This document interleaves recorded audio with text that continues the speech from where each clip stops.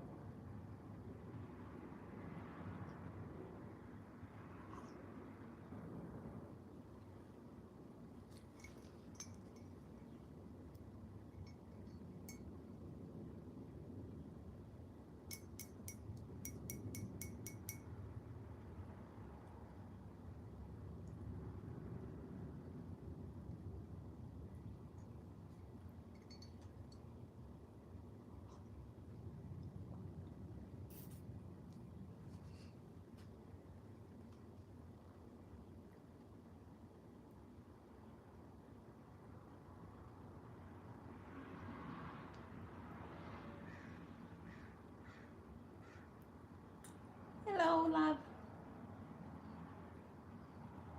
Where you from?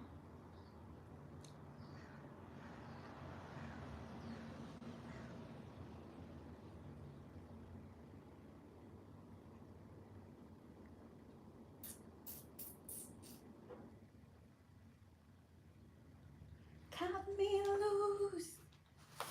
You refuse. Cause there's something in the water that you don't want to leave without.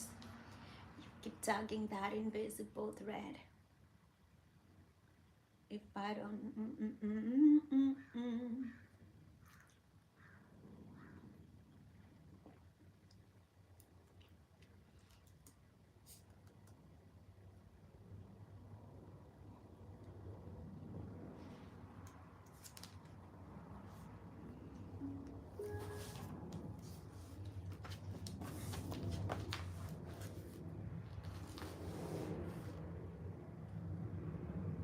cut me loose. You refuse.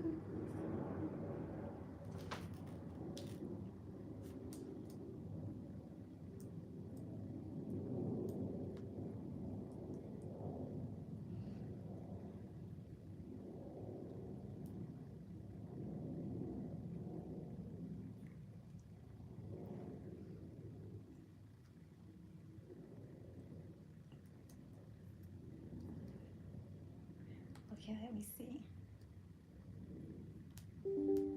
No. YouTube.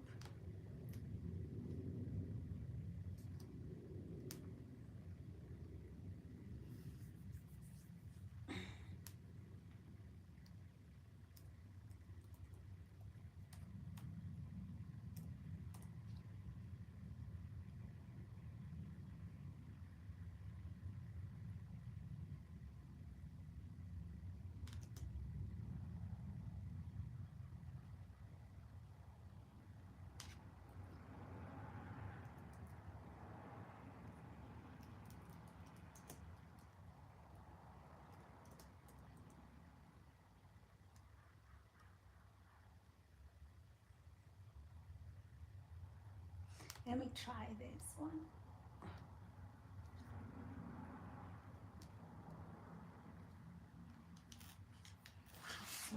I need my keyboard. I need my keyboard.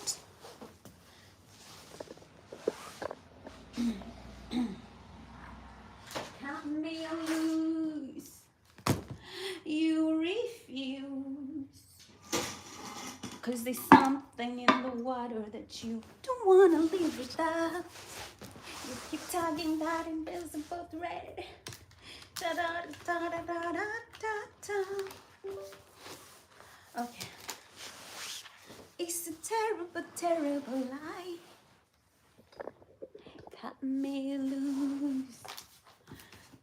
You refuse. Okay. There's a lot going on here. a lot going on here. Ooh wee. Something in the water.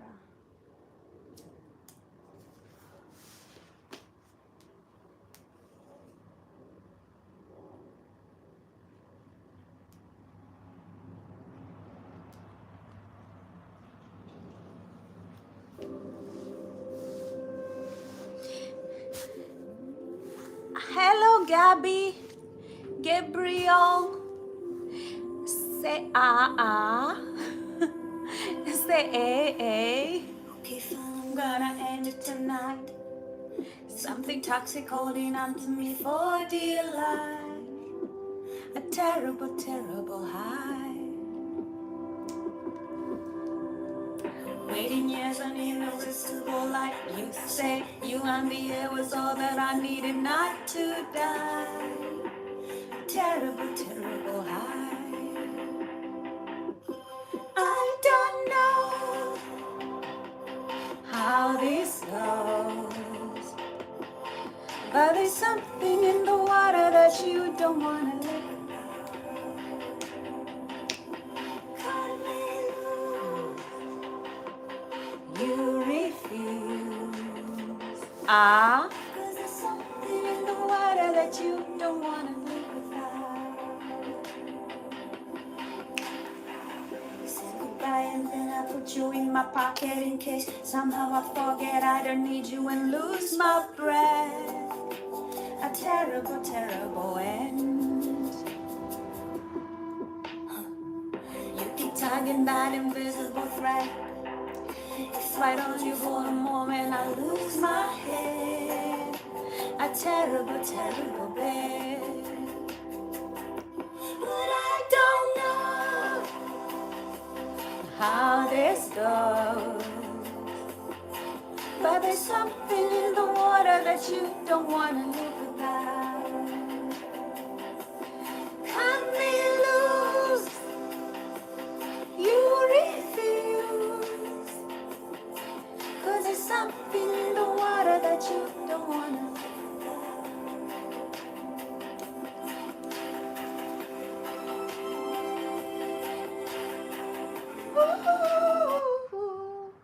Okay, that was karaoke time. Ta ta ta ta, there's something in the water that you don't want to live without. What is something in the water that you don't want to live without? But life is forcing you to live without it. What is it? Something. Maybe someone in your life, maybe some situation like money, or maybe what is that something that you want in life, but you're like, I cannot have it for now. Something in the water that you don't want to let go, but you gotta let go. There's always this one lesson that life will keep giving you over and over and over and over until you learn. You can't say Didi. You can't say Didi. What is something in life that you don't want to live without it, but you gotta live without it? Life is always asking you to choose yourself. Let me tell you, I had a friend of mine, diabetic.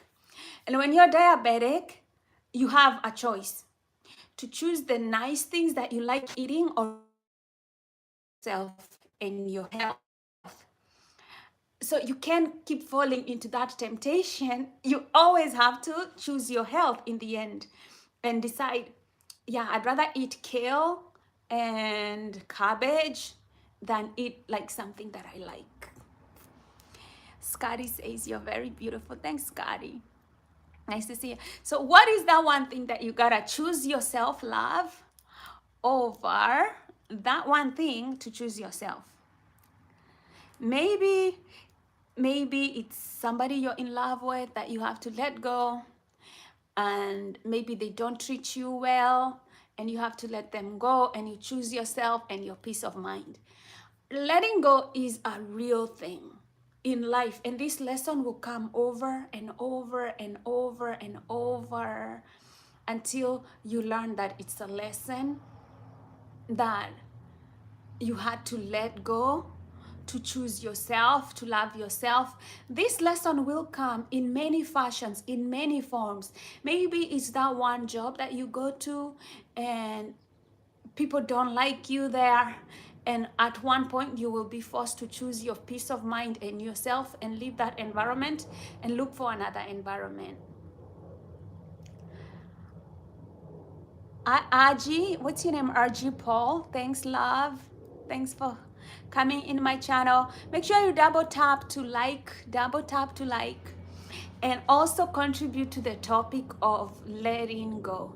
It's a big topic, and sometimes I do these topics because I have a feeling that maybe somebody out there wants to hear it, and that's why I do this. So these topics, they come from a place of inspiration. So today I went to church. They had a blessing in the church, you know. I like spirituality is one of the things that keeps me grounded, you know, keeps me grounded, keeps me anchored. I don't know about you, but it kind of keeps me understanding where my common sense is, where, you know, things are, you know. I just like, you know, it helps me understand the way of life and how people are living their lives. So, you know, tell me if there is something that you have to let go in your life where you're like, you know what, I just have to let this one go. I just have to let this one go. I tell you because like I quit my job. I quit my job, and it was because I had my boss who was very rude to me. Not once, not 2 times, not 3 times, like 4 times. I had 2 bosses. One of them was rude to me like 3 times. And the other one started being rude, and I quit. And the reason I quit my job, let's first of all hear what Jason is saying. Jason is saying, Shalom, calling from Appleton, Wisconsin. You have a very, very, very good English accent. I have friends that go to our church from Jamaica. Keep up the good work. I'm not from Jamaica, by the way, but thanks. And I love that you go to church over there in Wisconsin. Love, love, love that. Yeah, and when I quit my job, I didn't have another job in line waiting. In fact, even right now, I'm looking for another job, and I did not have anything waiting. And I think the reason why they were treating me so badly is because they thought like I don't have a choice, that I'm going to take the bad treatment. I am just going to hunker down. You know, abusive people do these things. And for me, I had already decided in my heart, in my spirits, in the very core of who I am, that I will never be in an abusive relationship, whether it's one with my employer or one with just friends or, you know, a partner. I just decided in my hearts of hearts that I'm always going to choose my peace of mind over anybody. And so when they were behaving like this, I started thinking, okay, well, I need to get a new job pretty quickly, because I already can see the signs, that these signs are the reasons why I'm not gonna stay. And I did a great job for them. They did a 3-month review. They said, we love you, we want to keep you. But even after they say that, for me, I'm like, yes, you love my job, you like what I'm contributing, but you know, if you continue not respecting me, if you continue screaming at me when something goes wrong, like, it's a job, something will eventually go wrong. Not everything sails smoothly, but if you choose that when things don't sail smoothly, respect goes out the door, you know, you're not professional anymore. Like, for me, I knew that that's not an environment that I prayed for. I didn't pray for that kind of an environment. So I knew it was a matter of time. But then this time I wanted to go to discuss something with my boss. It was a project that they wanted me to do, so I was giving them options. You can take option 1, option 2, or option 3. And then he brought in this other argument, and he started telling me, like, I started explaining him to things, and then he was like, you think I'm stupid? You know, he started getting very defensive, and he's like, you think I'm stupid? And I'm like, I don't know. Like, I never was intending for that discussion to be like, you're stupid or anything. I was just using my role and my job to explain to you something. Anyway, but as and then as I was like looking at him, because most of the time I was looking at the computer, when I turned to look at him, he had these glass eyes. And, you know, I watch these 48 hours. Like, I watch a lot of people who, you know, those crime shows of 48 hours. And the victims who have survived, they always say that the murderer had this look and they had this glass eye, that nobody was there, you know? And that is the look that I saw on my past.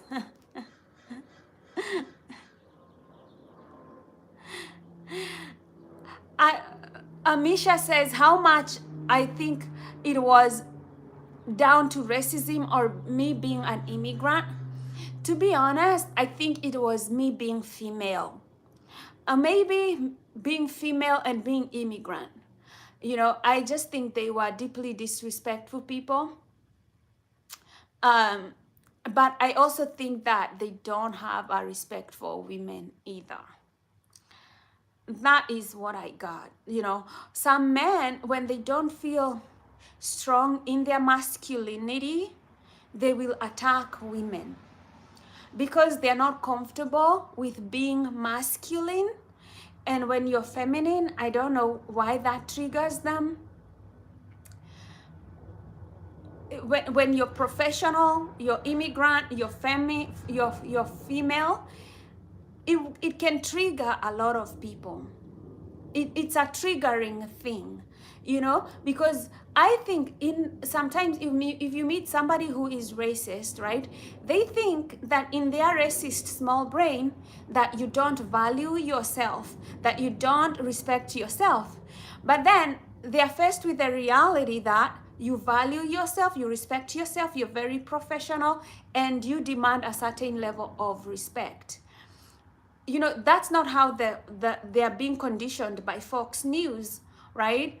And then they come to reality and they see the ground is like, I'm professional, I'm expecting you to respect me and to speak to me in a good tone of voice, or otherwise I'll be out of there. And they don't, they do not want to reconcile that in their hearts. See, it's not my job to do that kind of inner work for anybody. My job is to look at the environment and decide, like, I'm not going to be of service to you if you're not going to respect me. I will do the walking, you know, and I will go work for another company, maybe your competitor, somebody who's going to treat me with respect. That is what I'm going to do. And I was like, you know, as an HR manager and somebody who deals with people and somebody who recruits people, I'm not going to recruit somebody to come to work for your company when you don't respect me. Like, if you're telling me to come and invite people to come work for you and you're not respecting me, I'm not gonna do that job for you. I'm not gonna do that for you. So that's kind of like the reason why I'm like, I'm not happy here and I'm not happy welcoming people to come work for this company. So I'm a bounce. And when I resigned, because I resigned that there and there, when they were being disrespectful to me, I told them, you know what? This is your job, take it, do it. I'm out of here. And they were stunned into silence. They had nothing to say, because you have nothing to say when somebody walks away. You know, that carrot that you are dangling at somebody, or that kind of threat that you are looking to threaten somebody, when they decide to walk away, you don't have any leverage over them. They walked away. There is no other discussion, you know, so you're leaving them shocked, you know, like now it starts hitting them like, hey, I will have to look for somebody else, and I have all these needs that I need to fill for my company, and I have nobody else there. Hello, Solda. Hello, Maji Kitchen. My name is Kanini. Welcome. And then, yeah. So sometimes you have to let go of it. One of the things that my dad taught me, he used to tell me, like, you see, I have an old shirt. If I don't throw away this old shirt, I will not get a new one, because this old shirt is my favorite shirt and I already like it. And he was telling me, if I don't let it go, if I don't give it away, or if I don't throw it away, I will not be able to get a new shirt because I already like this old shirt. And so he was telling me a lesson. He was telling me like, hey, you need to let go of things in your life to welcome new things in your life. Like, if something is not working out and you keep holding and hanging to it, that's time you're losing, inviting something else that's new in your life. And that's why I have little patience when things are not working out. I'd rather walk out now from an abusive relationship than wait another 10 years to walk away. It's not worth it. By the time it's 10 years, you'll be exhausted, you'll be drained, you'll be fatigued. Misha says, Dallas, I'm sure you'll find another job where you appreciate it. Thank you so much, Misha. Appreciate that. So yeah, it is like, it is a big lesson to let go and to not attach to things that are not meant for you. That if something is not meant for you, let it go, so that other things that are meant for you, they can come your way. And that's a big lesson. I feel like this lesson repeats itself over and over and over and over in life until we learn to choose ourselves, until we learn to walk away from things, to be silent, to hold that space in our hearts, to choose ourselves, to meditate for peace, for healing, for new opportunities, for new things. I think that lesson is huge. And it's not just jobs. You know, I remember when I had to walk away from a relationship, you know, that I kind of wanted, but I knew it could not happen. And just because of the situation, you know, I felt like the other person, you know, like I kind of like wanted them more than they wanted the relationship, you know, because even though they said like, oh, I want this, I love you, I understand this, it's still like their actions were like, you have limited time, you're not showing up where you need to be, you know. I just felt like there was breadcrumbing in that relationship. And I knew that, hey, I do want a full-blown relationship, not like when it's convenient here and there for you. So I was like, you know what? Even if we have good communication, even if we connect on so many good things, because I'm a woman, I value communication 100%. And when there's a relationship that when we are together, we communicate, we understand each other, I was like, man, I would love this relationship to go on another level, but it wasn't progressing. And I had to walk away from that.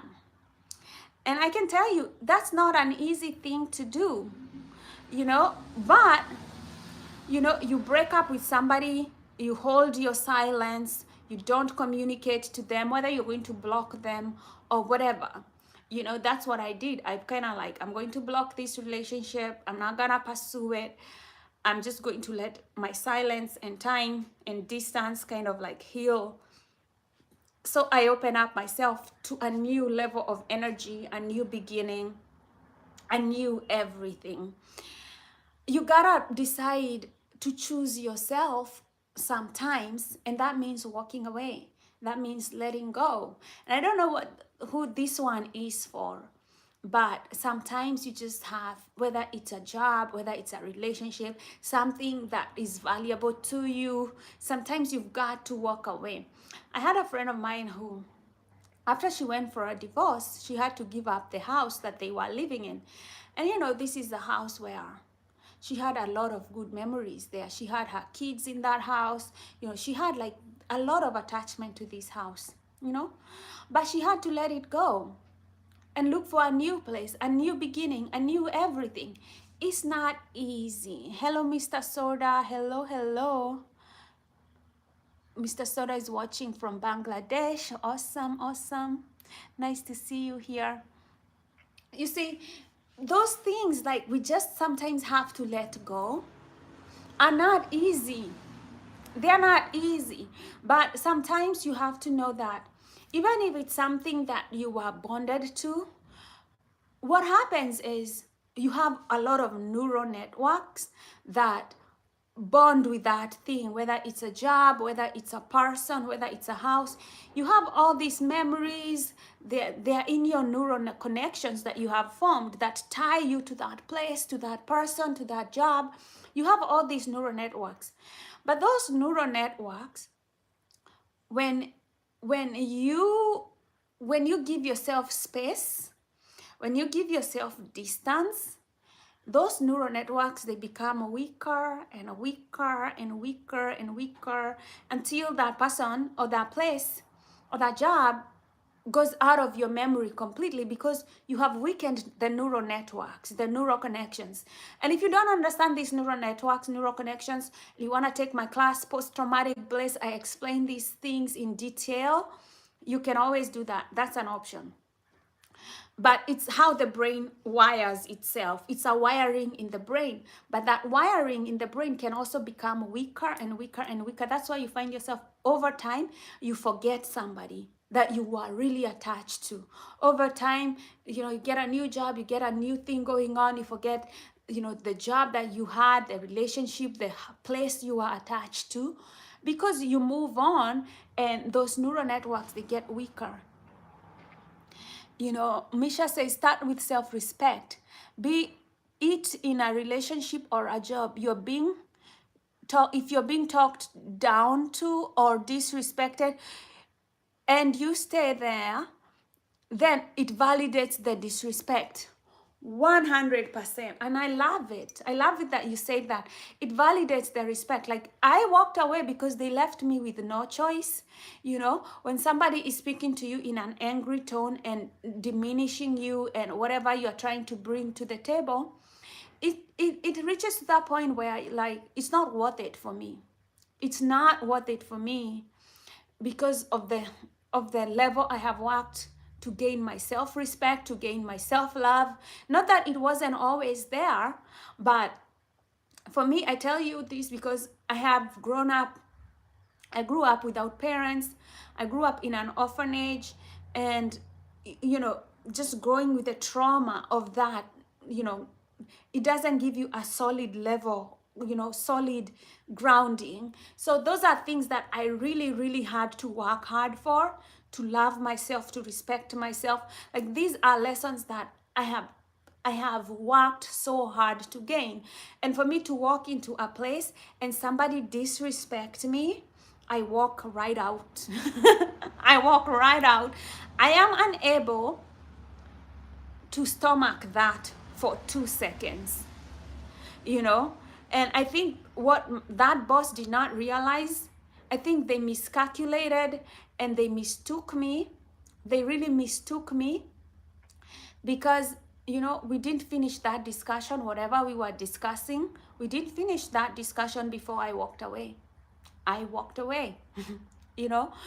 And, you know, some people don't understand like who they are talking to when they are opening their mouth, you know. They just have no idea, you know. So yeah, this is why I tell you guys, have your own business. Have your own business, even if it's a small thing. going on for you, if it can pay for your rent and your food and your transport, I say, have your own thing going. Again, don't have kids in poverty. Kids are expensive, stuff like that. I always say, exactly. Yeah, yeah, exactly. I think like, oh, she's an immigrant, she won't quit, she needs this job, you know. I've always quit any job where I didn't feel safe. If safety is an issue, I'll always go. I'll go figure out another place that I can go and be safe at. And I think that's kind of like the mentality and the mindset. And I usually hunker down when I'm at a job. I usually hunker down and do the job. So you won't find me, gossiping or doing things. I'll stay quiet. I'll do my job. I'll go home. I'm kind of like that. Um, so I think a lot of people, they don't understand people who move in silence the way I move in silence, that I am not a weak person. I move in silence to conserve my energy. I move in silence because I am not afraid of my own solitude. I move in silence because I have inner peace, I have inner joy. I'm not renting out those things. That's why I move in silence. And a lot of people think that women who move in silence like that we are weak, that we somehow are miserable or lonely or stuff like that. But they don't understand, like, I am spiritually grounded. God is my friend. I feel God's love and I feel God's protection. And when I'm silent and doing my own thing, it's because I have that kind of inner peace within me. And I feel that a lot of men who don't respect women, when they find that you're peaceful, just being by yourself, I don't have kids, I'm not married, I'm not going around looking for male people to have sex with or stuff like that, looking for male validation. I am not looking for that. So, because a woman can really find peace on her own. A lot of men, they still need a woman so that they can have sex and do so many other things. They want kids, they always, they'll need a woman. A woman is not built like that. A woman is not built with neediness, that, oh my goodness, she has to get this man, otherwise she will not live her life. Women can find peace in solitude. They have. You see, like older women who are single and live by themselves. Yeah, exactly. Hit that like button. People can find inner solitude and inner peace. And kind of that's why I was telling you guys, it is what it is, at the end of the day. But I have found inner peace.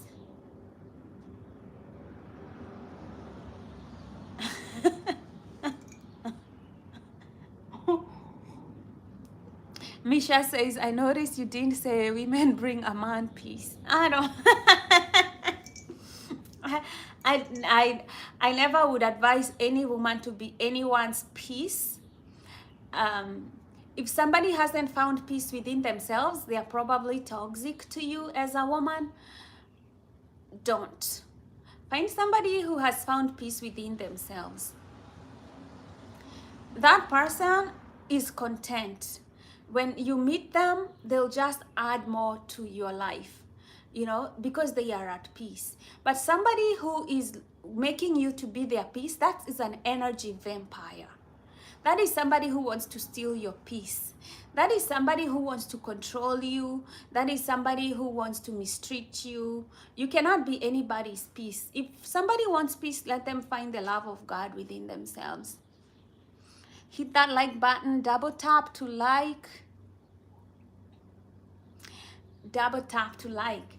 Yeah, so those are the things that you find, like when you live in a when you live in a country like the US and you're an immigrant and you're a woman and you see all these the attitude that they have, the ICE people, the people on the right, they have towards immigrant.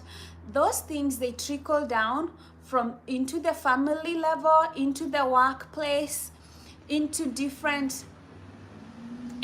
different areas in your life. So don't think like these things exist in a vacuum, that they're just saying that on a political level, and then you think that it will not affect you in your day life.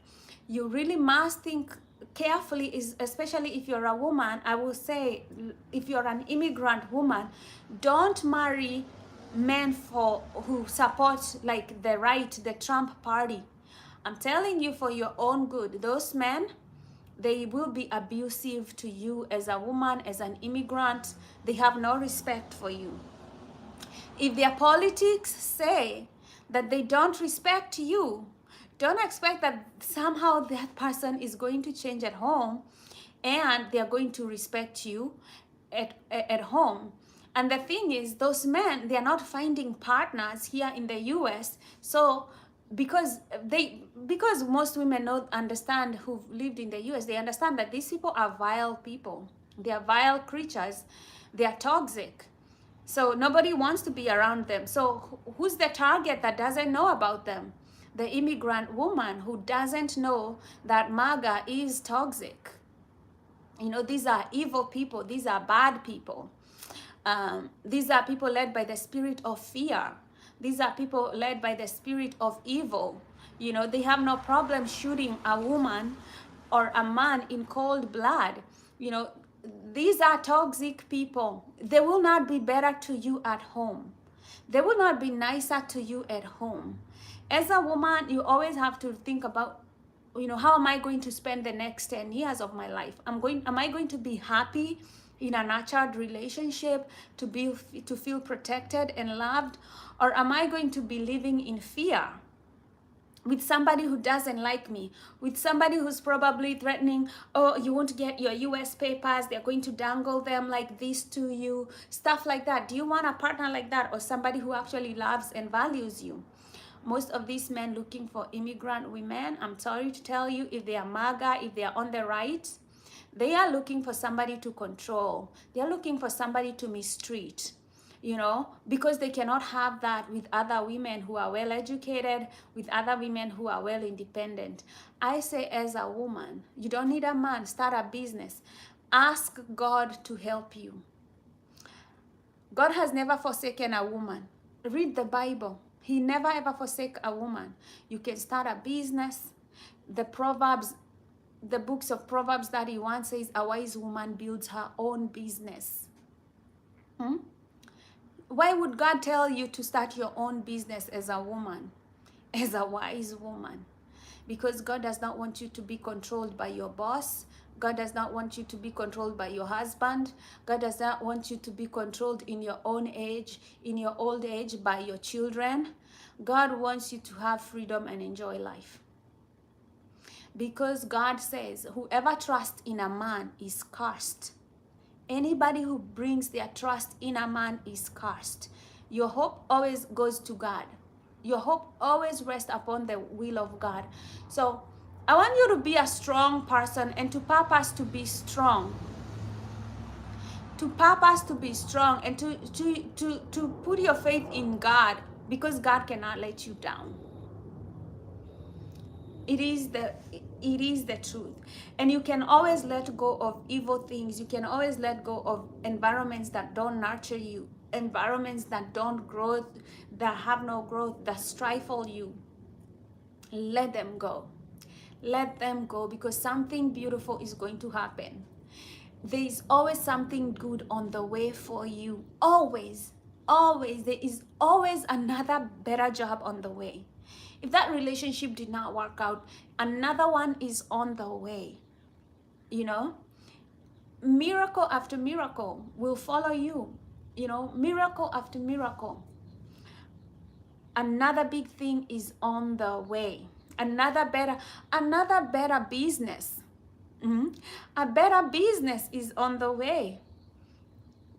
You know,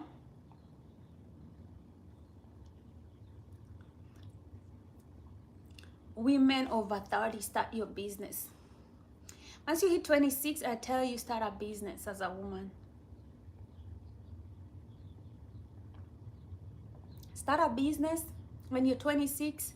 By the time you're 35, you've been in that business for 10 years. You have financial freedom.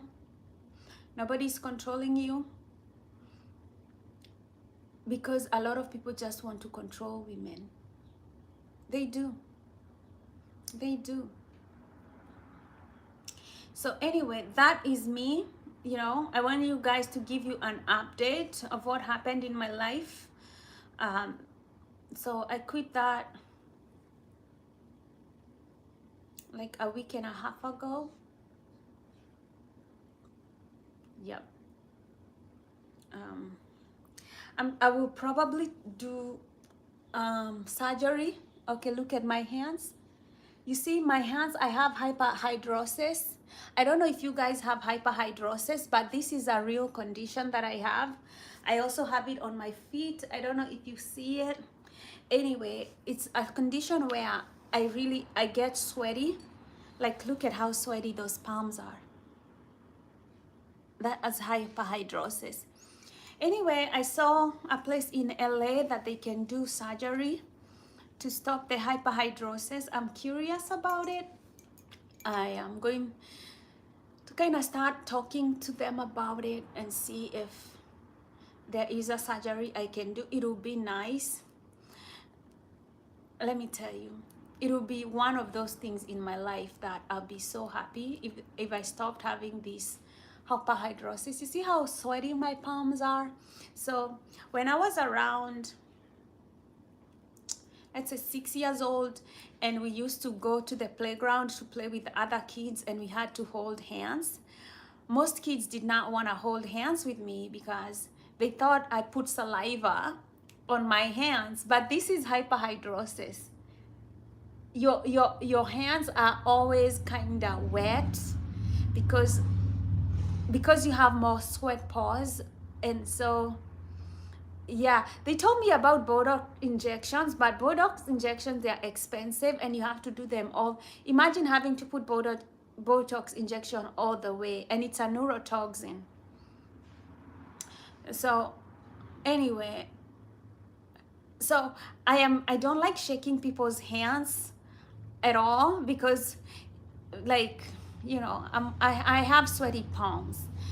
And then whenever I have to do fingerprinting, like to get my fingerprints, they're sweaty, so they always have to. Sometimes if the people there, they are angry or they're not understanding of people with my condition, they get angry that it's not reading, it's not doing it.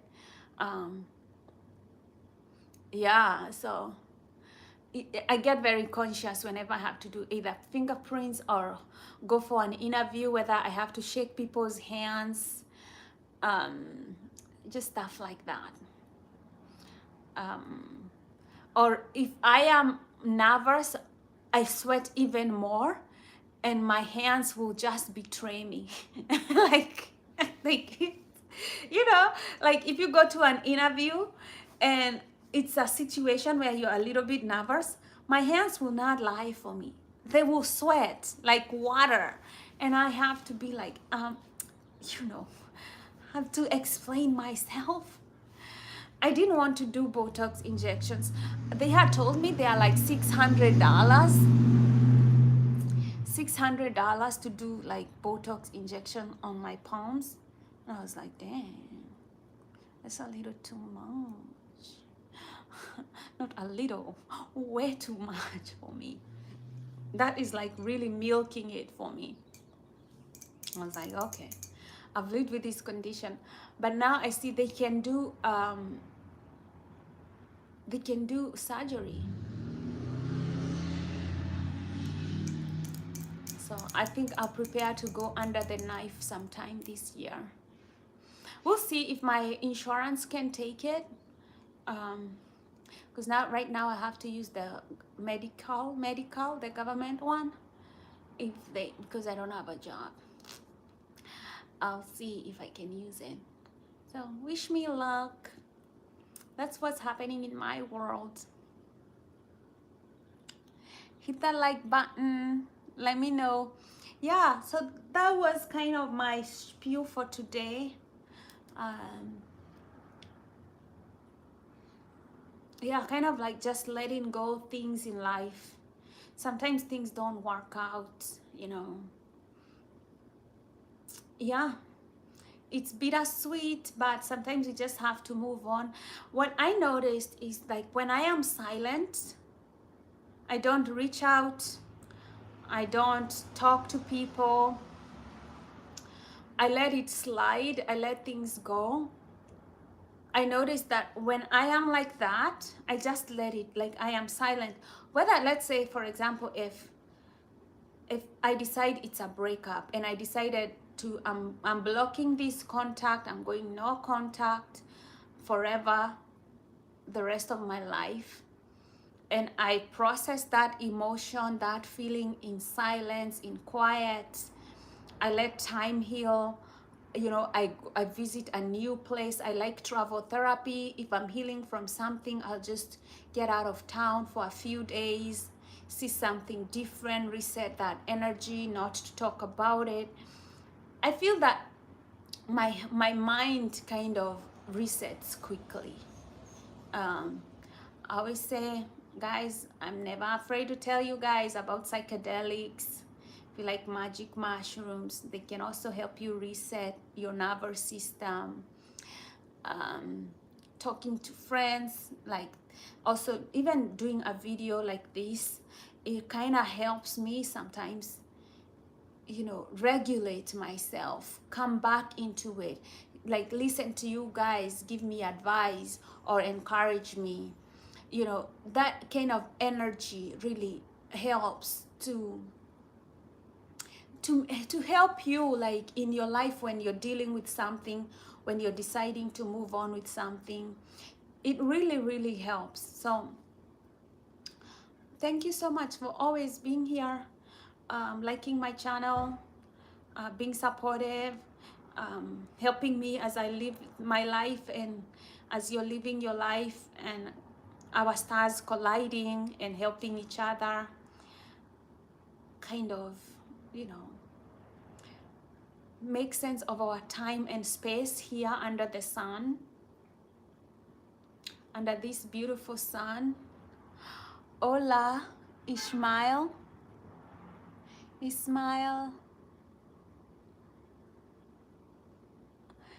Hola, hola, hola.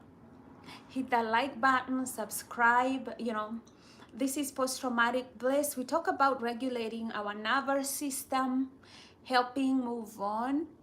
Nice meeting you, Adam. Cute smile from Ismail. Yeah, we talk about the nervous system, helping us regulate through life issues, moving on. I don't know what you're dealing with. Ismail, saludos desde Napa, California. Nice to meet you from Napa. Yes. So all those things, tell me what you had to let go in your life. When did you have to choose yourself over somebody? When you had to let go, maybe you had to let go of a relationship and chose peace for yourself and your nervous system and your heart and your mind. Maybe that's a situation where you really had to learn to love yourself and to choose you. You know, some things like a broken relationship, sometimes we think it's a bad thing. Like, oh my God, they don't like me. We dwell on the negative, that somebody does not like you or the situation did not work out.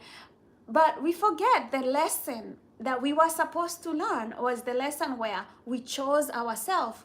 We chose our peace of mind. We chose to self-respect. We chose self-love. We chose stoicism, to be strong instead of staying in limbo, instead of begging somebody, instead of, you know, validating disrespect. We chose ourselves and we chose to move on. And I think sometimes we don't give ourselves credit for that time when we decided, I choose myself. I choose to respect myself. I choose to love myself and I choose to walk away. It's my decision, you know. Like that's the best lesson that you can in a difficult situation. You remember what's important. You are the most important person in your life. You are always number one. You are God's chosen person. You are always loved and protected. Your whole life, God wants to protect you, and He protects you when you choose to love yourself, when you choose to respect yourself, when you choose to be inconvenient to people who want to disrespect you, when you choose to not validate with disrespect, when you choose to walk away. Those are the hardest lessons that you will have to learn, but the best ones. And when you start choosing that energy, the world changes. The universe starts to reward your decisions, you know, with good opportunities, with people in your life that make you happy, with people who want to respect you, with people who want to pay you what you're worth, with relationships where you're valued. Because charity begins at home. You have to give yourself that self-love, that self-respect, that generosity for other people to see that in you, you know? Like every cell in your body should be vibrating. I love myself. I respect myself. I see who I am and I value who I am. And then other people, they will catch on to that. They catch on to that. That is why I tell you, like when I walked away from a boss that disrespected me, I don't have any regrets. I don't have any regrets. I don't want to hear from them. I don't want to, you know, just send me my check, mail it, or do whatever you have to do, but never talk to me again, because we are done. We were done the moment you disrespected me. That was the time I was done with you. Like we were so done. Yeah. That's how quickly life changes. And I start looking for other jobs. Interviews start lining up for me. You know, that is how life works. But God rewards you, your self-love and your self-respect. If you think about, I always think about why the Bible was written. The Bible is written for you. Basically only you. Nobody else, just you. All those things that they are written, how wonderful, how everything, is just God trying to protect you. You and you alone. That is how important you are. Because if He can write a whole book so that you can be safe, so that you can know who your enemies are, so that you can choose to love yourself, so that you can choose self-respect, so that you can choose to protect yourself from energy vampires, He must know that you're kind of special. He wrote it for you. So yep. Always choose yourself in these United States of America. Choose yourself. I don't understand how people chose to vote for Trump. If you love yourself and you are not a white person, you should never have voted for Trump, you know, because he's not here to help you. He's here to ruin your family and your life if you're brown or black. But if you don't love yourself, you do not see the enemy clearly, because you have no self-respect and you have no self-love, and God cannot protect people who don't protect themselves. You know, when you don't love yourself, when you can't protect yourself, when you're so blinded by the enemy that you forget who you are, you know, it's a dangerous thing. It's a very dangerous thing. But anyway, I don't want to talk a lot about those things, because it is what it is. We are in this situation that we are in because people decided, you know, to vote the way they voted. It's a shame, it's a pity, but you know, you cannot teach people to love themselves. You cannot teach people to respect themselves. You cannot choose somebody to choose themselves.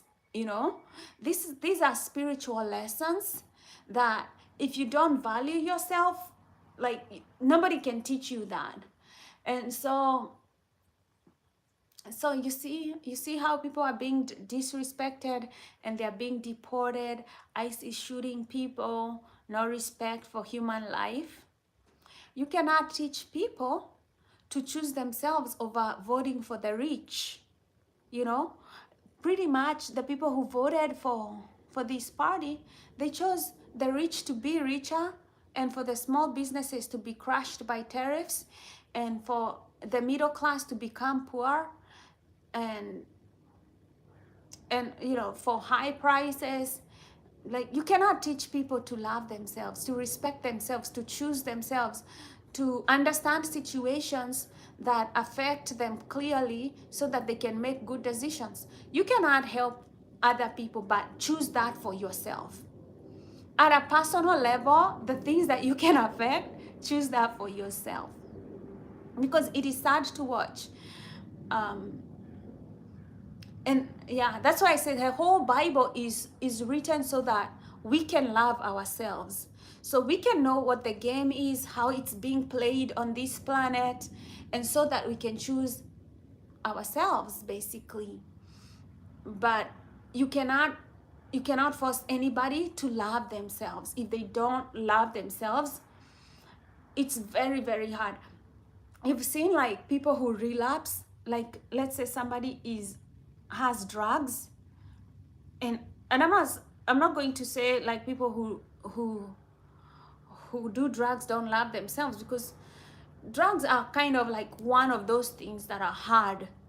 You know, you've already compromised the reward system of your brain, so to compromise it and to train it again is very difficult.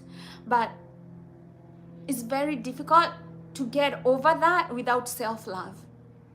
Without tapping into a deep level of self-love, it's very hard to overcome drugs, whether it's alcohol, you know, or cocaine, or really highly addictive heroin, meth.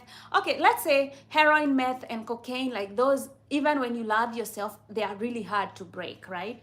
I always tell my viewers, from the way I know about drugs, if somebody tells you they've done meth, cocaine, or heroin, don't get into a relationship with them. I'm so sorry to tell you this. Don't get into a relationship with them, because for them, they will always choose, their reward system of the brain is compromised. It means their integrity is highly compromised, because at a biological level, their system has been compromised. Their reward system is compromised. So they'll probably always choose the drug over you. They will always choose the drug over stability. They will choose the drug over their kids. So these are not the kind of people you choose and cherry pick and say, I'm going to live my life with this person. I'm going to have kids with this person. I'm going to build a right life around this person, because that's a house of cards. But even if it's other drugs, like let's say smoking or vaping or gambling or sex or alcohol, even if it's those small drugs, right? If somebody does not love themselves, they are not going to get over that. I have tried like to help family members who have a drug problem, and I tell you, it always failed on me, 100% wasted money. Why? Because yes, I love them. I have a soft spot for them. I have knowledge. You can get them into counseling, mental health, and all this. But if they are ashamed of themselves, if they are fearful, if they don't love themselves, if they don't understand what self-love is, self-respect, choosing themselves over the drug, going silent, finding an inner connection within themselves, if they're not able to go into that deep, deep place within themselves, I tell you, it's going to be very difficult. It's very difficult. So I say, even if you're looking for somebody to love you, choose somebody who's already chosen themselves, somebody who already values themselves, and then two of you can meet at that level of high spiritual value where you both love and respect yourselves.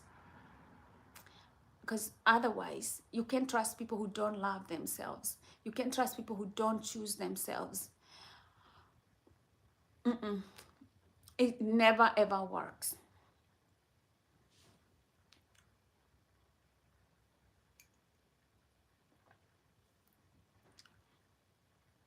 J Real Life 23 says, you're very smart. I don't know if I'm smart. beyond like normal people. I've made mistakes myself, but these are lessons I have learned, like crazy lessons I have learned in my life. Experience is the best teacher, you know. Experience is the best teacher, but they also say experience teaches fools. So I have had to learn from my foolish, childish ways, like like you never ever would believe. Um, but you know what has always grounded me has been the wisdom that comes from God. Like sometimes you will read a scripture and it will talk to you, and or you could be living your life in a way, and then you realize this is not a godly way. And then as soon as you realize it's not a godly way, you start seeing the consequences, you start seeing the fruits. And if you're wise, you change your course, you know. If you're wise, you change your course, and then it becomes better.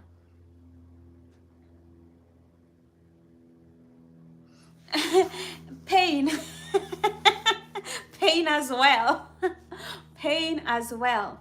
Yeah, pain really is the you know, somebody, one of the I used to watch this Dan Siegel. He's a psychiatrist, and he used to say we learn through emotions. And you think about that, and you think about pain as pain being a teacher. Pain, emotions that are not good, they are painful. I don't know if you've ever felt like heartache. Because for me, like the way people have a headache, for me, heartache is a real thing. Like, let's say somebody that I love or care for disappoints me in a big way, I can feel it in my heart. Like I can feel the heartache. And I know a lot of people talk about headache, stomach ache, like when you have emotions that make your heart like feel like butterflies or your tight knot or stuff like that. A lot of people don't talk about the heartache. Like you feel the pain in your in your heart. Like you can literally feel like I want to just grab my heart so that it doesn't ache, you know. Emotions can make your heart ache, like ache. And that is why the Bible says above all things guard guard guard your heart. If there is any other thing the Bible says is guard your heart, like above everything else, above everything you know on this planet, under this sun. The Bible says you guard your heart. Guard your heart. And for me, I know that because of pain and heartbreak and sorrow, and to the point where these days I'm afraid of loving people.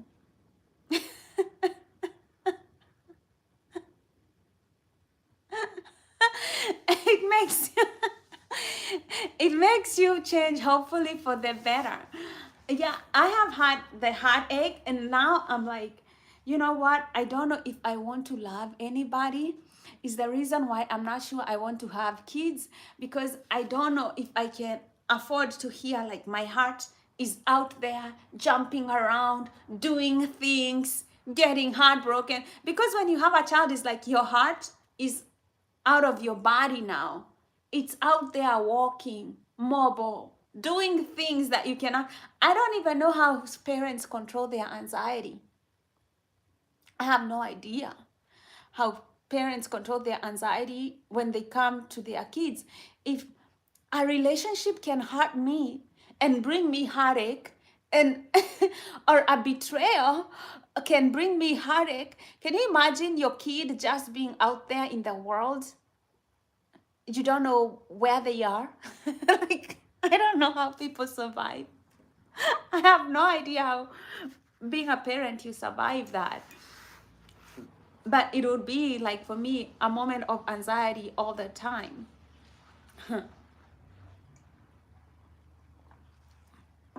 Heartbreak. Above all things, guard your heart. Tell me about how you guard your heart. You know, because at some point you figure out, I don't want to be heartbroken. I don't want these achy hearts. I don't want You know, sometimes for me is distance, is living by myself, is silence, um, just choosing to be ignorant and not to know. Like,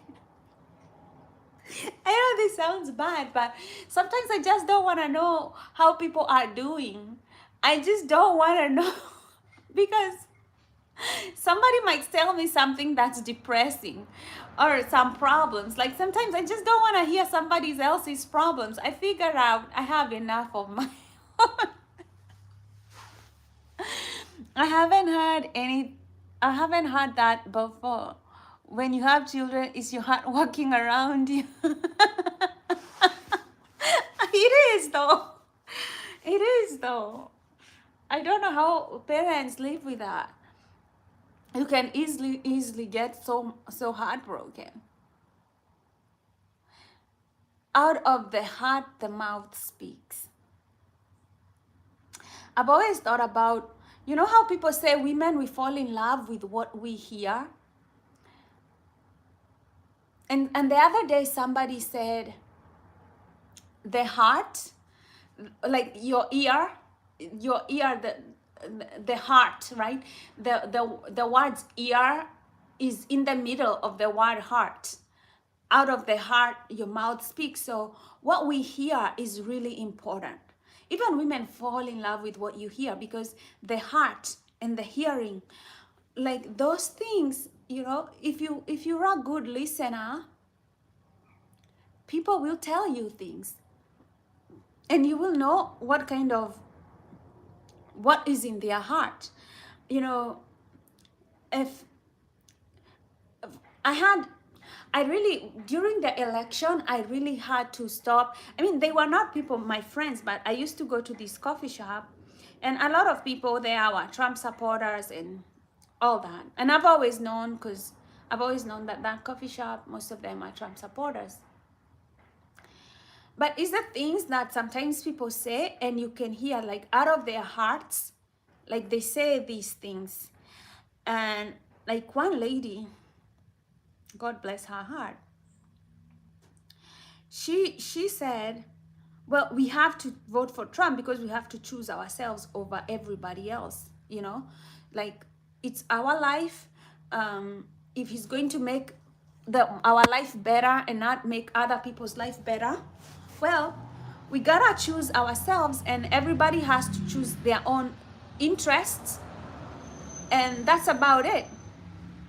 And so this was one lady that I used to think she cares about other people, because she said she would want to go into mental health. And you know, and I was like, you know, do you understand, like if people get deported and they have to separate kids with their family, that's like a huge deal, like for people's mental health. And you know what she told me? She told me, well, that's a good industry now. We can get into the business of offering psychology and offering mental health help. For her, she saw it as a business opportunity. Other people's misery, she was going to vote for it, and hopefully she starts a business and as a side hustle that, you know, helps other people heal from the misery she helped create. And you know, I'm listening to those things and I'm like, wow, I hope I never have somebody like you in my mental health office. Like you know, like just hope. But you can tell people's, if you listen carefully, you will tell where their people's hearts are, whether they are being led by greed, whether they are being led by selfishness. Like you will see in their hearts with your ears.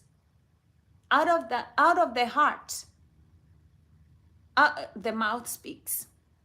100%.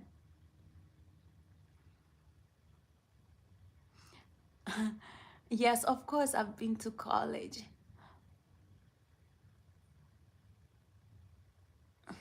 I'm Kenyan. I'm Kenyan. Yeah, so out of you listen to people. I think one of the biggest lessons I learned this year, I mean, I've always known that silence is a big asset. To be silent is is a big asset, because when you're silent, you get to observe. You get to observe, because somebody can lie to you. Some people who are trained to lie, or some people who've been very good liars, they know how to lie. They know how to tell you stuff. Like, if they realize that you're kind of smart, they will change their tone and their tune so that they can say things that you want to hear. But here's the thing: when you're silent, you don't just listen to people. You listen and you also observe. And when you observe people's actions, somebody who is lying, their actions will not be coherent with what they are saying. Because people cannot fake that level of depth if they're just lying. And this is why you have to maintain distance, and you have to stay silent and observe people. People who don't care about you, you will see how they vote. You will see how they speak to you. You will see the tone. You will see their manners. You're going to know. You're going to know if you stay silent and just watch. You don't even have to say a word. You don't have to say a word. I tell you, if somebody says, if you're in a relationship with somebody and they say, oh my God, I love you so much, you're like everything, you're the air that I breathe, blah, blah, blah, blah, blah. Observe them. Observe how much time they're giving that relationship. Are they attentive to you? Do they listen to you? You know, do they pick up your calls when you call them? Do they text you back, or do they wait 2 days to text you back? People can say they love you all the time, but if you're silent, if you don't beg them to text you, to call you, to hang out with you, people will just fall into whatever habits that make them happy, that make them joyful, and you will soon know whether you're in that equation or you're not in that equation. And what you need is clarity. Your silence will give you the clarity that you need, 100%.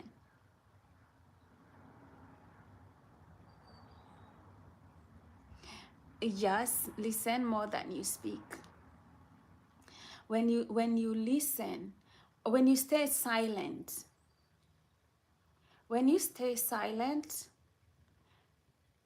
things will echo in that silence. You give room for other people's behavior to echo. You give space for their responses to echo. Their patterns, you will see their patterns. Things will start echoing very loudly in that silence. Jay thinks I'm a prophetess. You know, somebody doesn't have to tell you that they love you. If you're silent, you will see their behavior. Their behavior will be consistent over time, and it will say, I love and value and care for you. It's your silence. The silence gives them space to behave how they naturally want to behave towards you. And you can't fake that. That's not something, if you don't love somebody, you can only fake your behavior so much. You know, somebody will want to have a conversation with you. Somebody will want to respond to you in a timely manner. Somebody, you know, they will not be forced to do things. You know, they will mind you. It just comes naturally. Like, you know, that's one thing I have learned, like silence this year, like staying quiet, you know, not having to explain myself, not having to, you know, if people walk away, you let them, you know, you don't fight over things. You don't wait for an explanation from people. You hold that quietness and that space, things will fall where they should fall naturally with minimal effort. I guess that's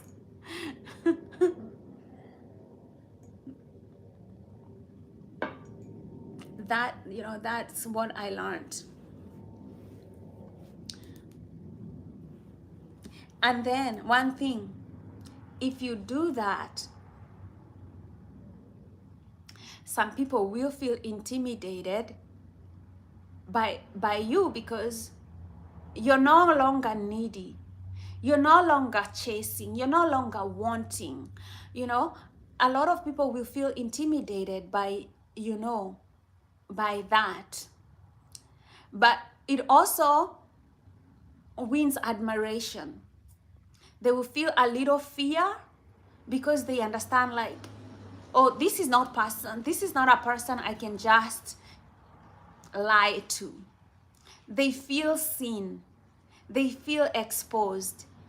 People don't like that. They like to feel that they can hide, you know. But when you go quiet and you're quiet and your silence exposes them, they don't have anywhere to hide. Yeah, Kenya is Africa. Yeah, they don't have anything else to hide, because when you're quiet, you're gonna expose them. And people don't like feeling exposed. Because what happens with wisdom, it shines. It will shine into the darkness. What happens with quiet and silence, it lets everything else expose itself, right?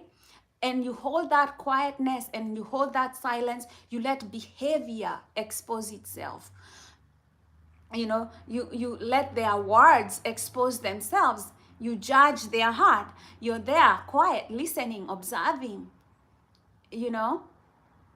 And then when you don't like something, you walk away. They are left having to deal with themselves because, you know, you have trained your nervous system to observe and walk away from things that no longer valuable to you. And so you walk away when it's not okay, and you hold space for the things that matter. You know, life becomes very terribly easy. It becomes terribly easy for you. Very few people can do that. So, and for me, even if I knew the value of silence, is not until when I started holding my quiet space, like going quiet, that's when I found the value. I was like, oh my God, all this time I was wasting time and energy when I could have just gone quiet. I could have just gone quiet. Just like, don't reach out to people, don't say anything, you know. If it's not working for you, walk away. It's like, no explanation. I know, I actually did business in college. I did psychology all on my own. Like, I read books about psychology all on my own, about mental health, you know. Yeah, and I started learning why, you know, Buddhism, they value solitude, they value meditation, they value calling your energy back to yourself with quietude. They value those stoic principles of going quiet and silent. And I was like, why do these people like silence so much? And then I realized, it's all you got. It's all you got.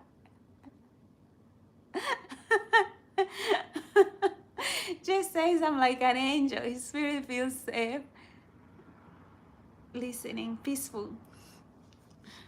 It's all we got. Silence. Our silence is a big asset.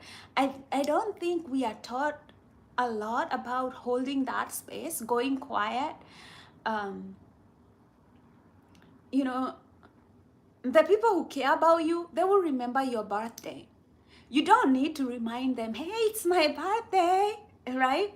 if they give a fuck about it, they'll remember it, right? If they don't, then they don't. And you don't have to broadcast it, you know. You just hold that quiet. You be quiet. You will see. You will see. You know, who remembers your birthday, who doesn't. You don't have to remind people. Who cares to remember it? Who doesn't? Mm-hmm.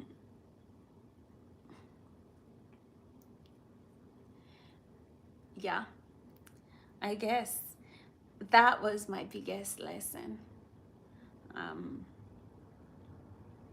being able to walk away, you know, I'm not saying it doesn't cost you anything. Being able to walk away from things that don't serve you,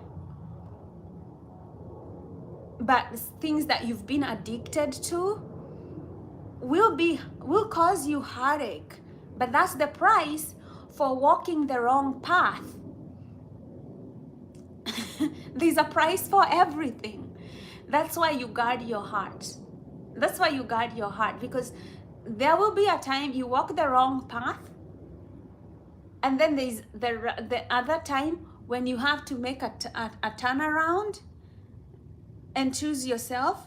But you will be faced with the same choice. You either continue walking the wrong path, or you choose yourself and you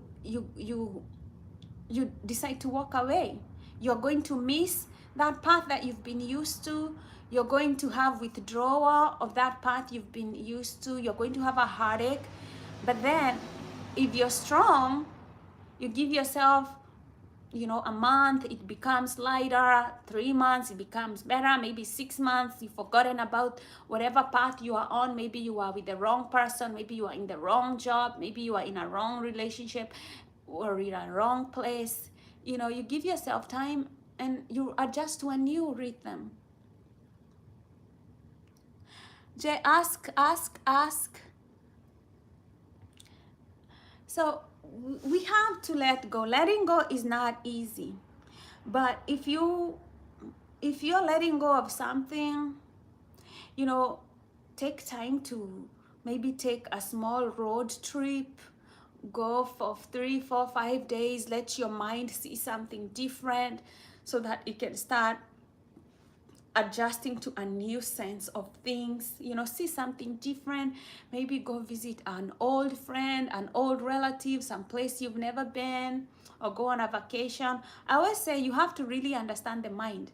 If you're looking for a new chapter, you really have to think about resetting that mind, giving space, you know.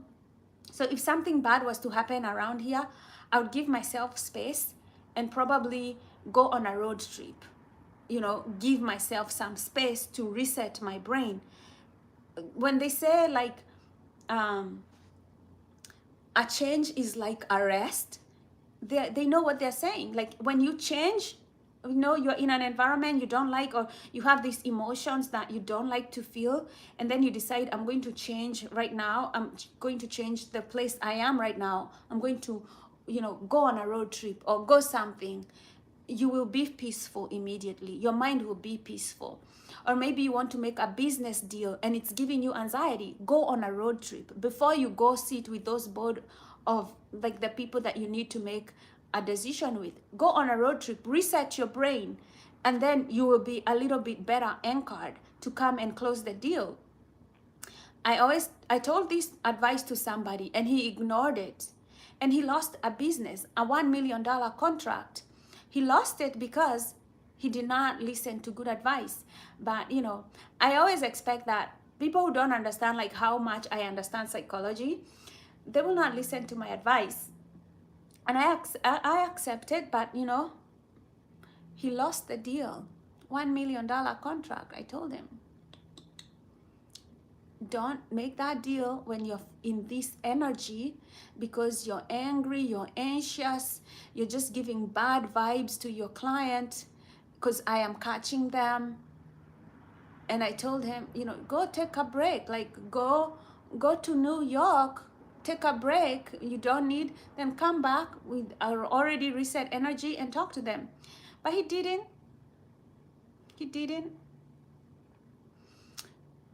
yeah, if you want to create distance, like get over somebody, something that has happened tragic, go somewhere.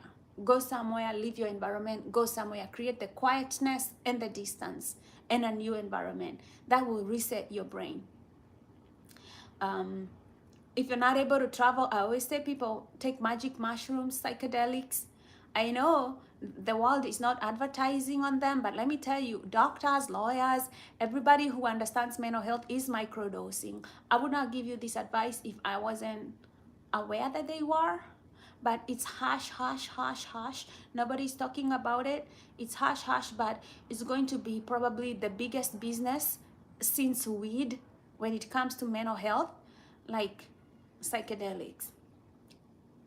People are not talking about them, but always say, go to a mycologist who knows the right mushrooms, because if you go foraging for mushrooms, they are very, very dangerous mushrooms that could kill you instantly, and others, if they are really not going to kill you instantly, they're going to kill you slowly with a lot of pain.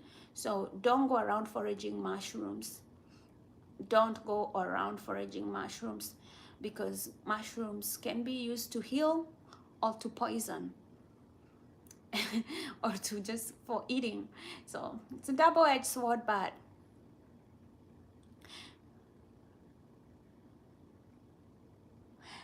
just says, you're absolutely right. I went through a breakup from 9 years and I have been feeling down, and something's been telling me to take a trip.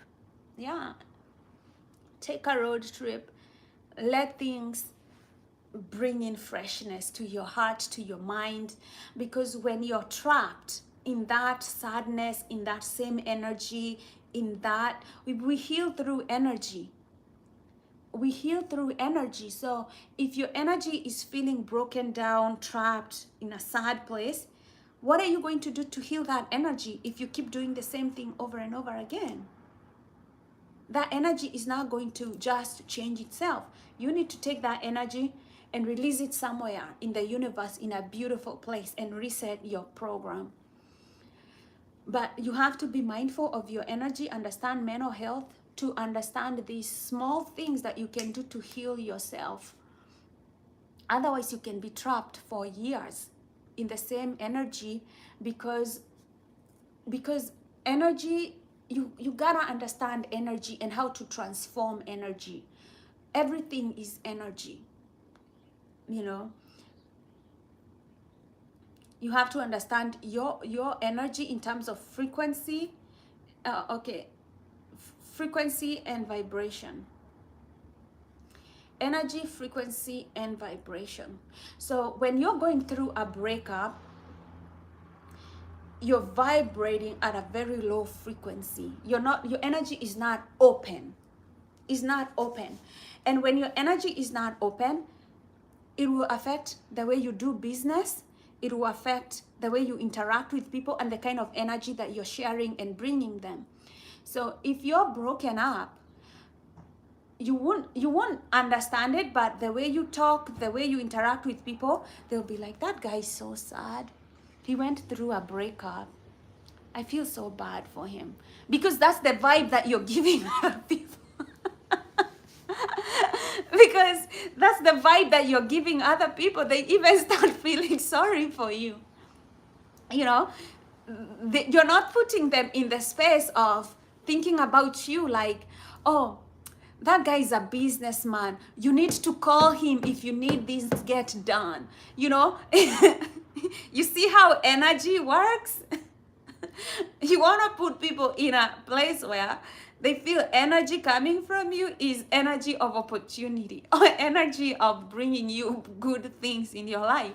But you got to understand life in terms of energy, frequency, and vibration. So when you feel energy trapped, way down, that's a good indicator. You need to get out of town. You need to tell your boss, I need 3 days or I need a week. Go put in your calendar for a holiday and do it immediately. And then get out. Reset that energy. Reset the energy. Go to Hawaii. If you're in California, I know North California has great energy. places like Monterey, places like, you know, like nice places that have, the places that have rain, sunshine, like, you know, like even go for a trip, like go to like a museum, or go to a park, a theme park, go do those rides that people do rides, you know. Always exercise, you know. Exercising the body takes away stress chemicals out of your system. You know, if you've gone through a breakup, time to get sexy. Time to get sexy. I know sometimes you think like it's not big deal, but buy yourself something nice, you know. Go get a massage, you know.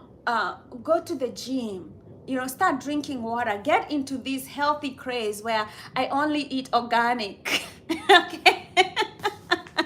Make yourself feel, you know, like you're all that, you know. I take organic food. You know, I always, let me tell you, even if I'm going through a hard time, I will always have makeup.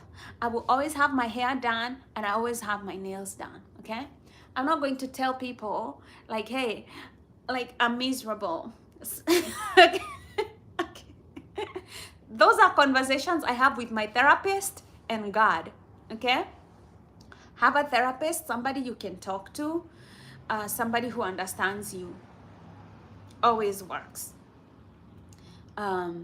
Yeah, don't do things that you are ashamed of, that things that you would not want to share with other people, because now your heart will be like hiding itself, you know. And you don't want that. You want the heart to be open. We always want an open heart, because the energy of the heart should be radiating brightness and happiness.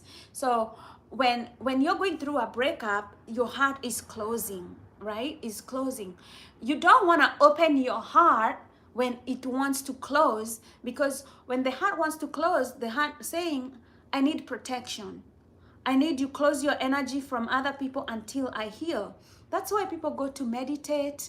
That's why people go on a retreat. That's why people go to heal. Okay? Because the heart says, I am suffering.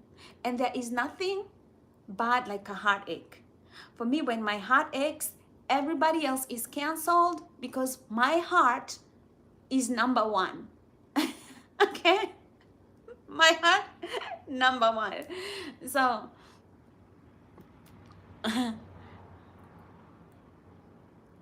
I've been to Louisiana. It's very beautiful. Very, very beautiful. I went on a 3-day vacation.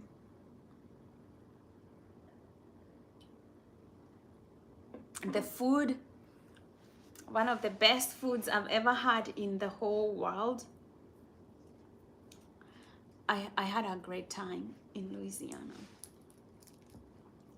I could probably move to Louisiana, huh? Because if I don't get a job here, if I don't get a job in California, I may have to move. I may have to move to a cheaper place. You know, I left my job. I told you guys I left my job. I quit. They were disrespecting me. They don't know that this girl has already figured her life out.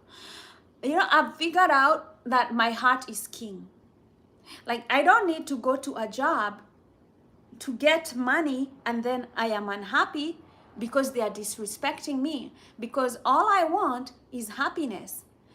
All I want is happiness. Money comes second after my happiness. So if you're disrespecting me because you're paying me, that means I have to get rid of you, because my happiness is number one. Okay? Like, that is, I'm never going to be in a prolonged relationship with anybody, whether it's a boyfriend or my boss or anybody. Any relationship that is not respectful, that doesn't feel right, I am not going to sacrifice myself. I will walk out so fast, even when I'm desperate. This is what people don't get. Yes, I needed that job, but I will walk away. I will walk away. People think, if I have to go back to Kenya and live with my sister for the rest of my life, I will do that. It's still an option for me. You know, it's not like I left Kenya because, oh my God, nobody wanted me or I got nowhere to go. You know, I just came here to look for other opportunities that I might otherwise not have. But my self-love is always number one. So what do they do? So I am a recruiter and I'm in HR. So I call people to come work for the company. And then I was working on a project. I wanted to start using, let's say, ZipRecruiter to do my job because I was only using Indeed to recruit and I wanted another platform. So I called the ZipRecruiter guys and they tell me, okay, these are the 3 options. You can take an option that's 2,000, another one that's like 1,200, and another one that's, you know, 800. So I was like, okay, let me go run these options to my boss and, you know, see which one he wants, his budget, and then I can start using that. So after that, when I'm trying to explain to him, he's like, oh, but you've been using Indeed and you have like all these buckets that are still saying reviewing.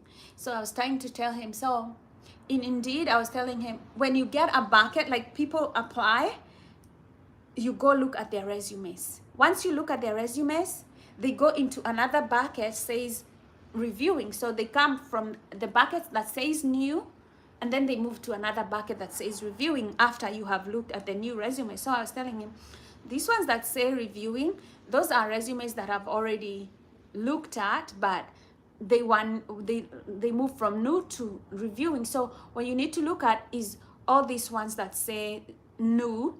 And if you see that if it says new and there are no resumes there, it means that I looked at all the resumes that came in. And he was like, you think I'm stupid? So after that, when I was explaining to him, I was showing him on the screen how things happen. And then I turned to look at him and I see like, I don't know if you've seen somebody, look at somebody's eyes and you see like you don't see the human person. He was staring at me, he was not blinking, and they were glass eyes. They were glass eyes as if this person is a serial killer suddenly and they don't have life in their eyes. And I was so shocked. I was like, why are you looking at me like that? And I asked him why he's looking at me like that. He didn't blink or talk for like 5 seconds. He's still looking at me like nothing. And then, you know, and I'm like shocked. And then he steps back and he's like, you think I'm stupid? You think I've been asking you what this is because I'm stupid? And I was like, no, I was just trying to explain to you what, you know, how this program works. And then he starts getting, he started getting angry. I didn't let him get more angrier than that because I had experienced that with another boss in the same company. So I just told him, you know what, take your job and I don't need it. Take your job. And I left, I took my bags and I went home. So that's what they did.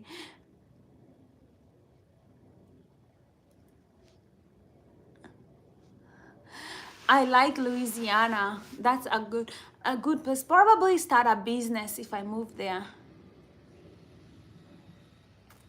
Jay says, I have a gift from God.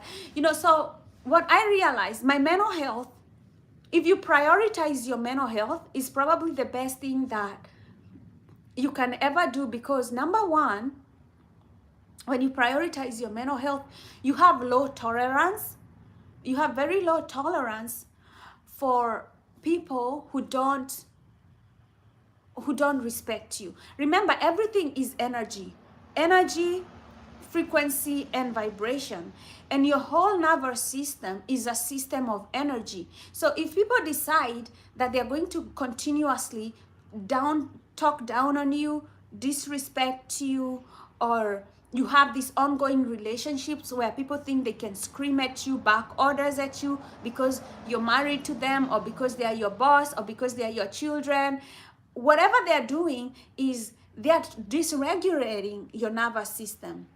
And when you make them understand, like if you continue being in that relationship, you're telling them it's okay to talk down on me because I will still be here tomorrow. You know, because human beings are rewarded. We have a reward system. If you don't punish people for the things that they do to you that are bad, they think they can go on doing those things. So if somebody disrespects you and you don't do anything, you've kind of rewarded that behavior. And so it makes them think that they can continue on being disrespectful to you.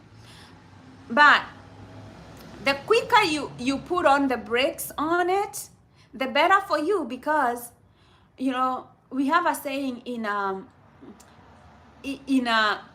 Kikuyu, where I come from, like if you tell a dog no, it will never bite you again. It's a saying. They say if you give the dog a warning, it will never bite you again. It's the same with people. We have the same instincts. You tell people like, I'm checking you, they don't disrespect you again. So you gotta learn how to have low tolerance and check people, but you only get to that point where you check people when you understand that you're going to choose yourself first. Is your mental health over anybody, above everybody? When you love yourself and respect yourself, and you understand that you have to just manage your energy, you have to put boundaries to protect your heart, to protect your well-being, and to protect your mental health.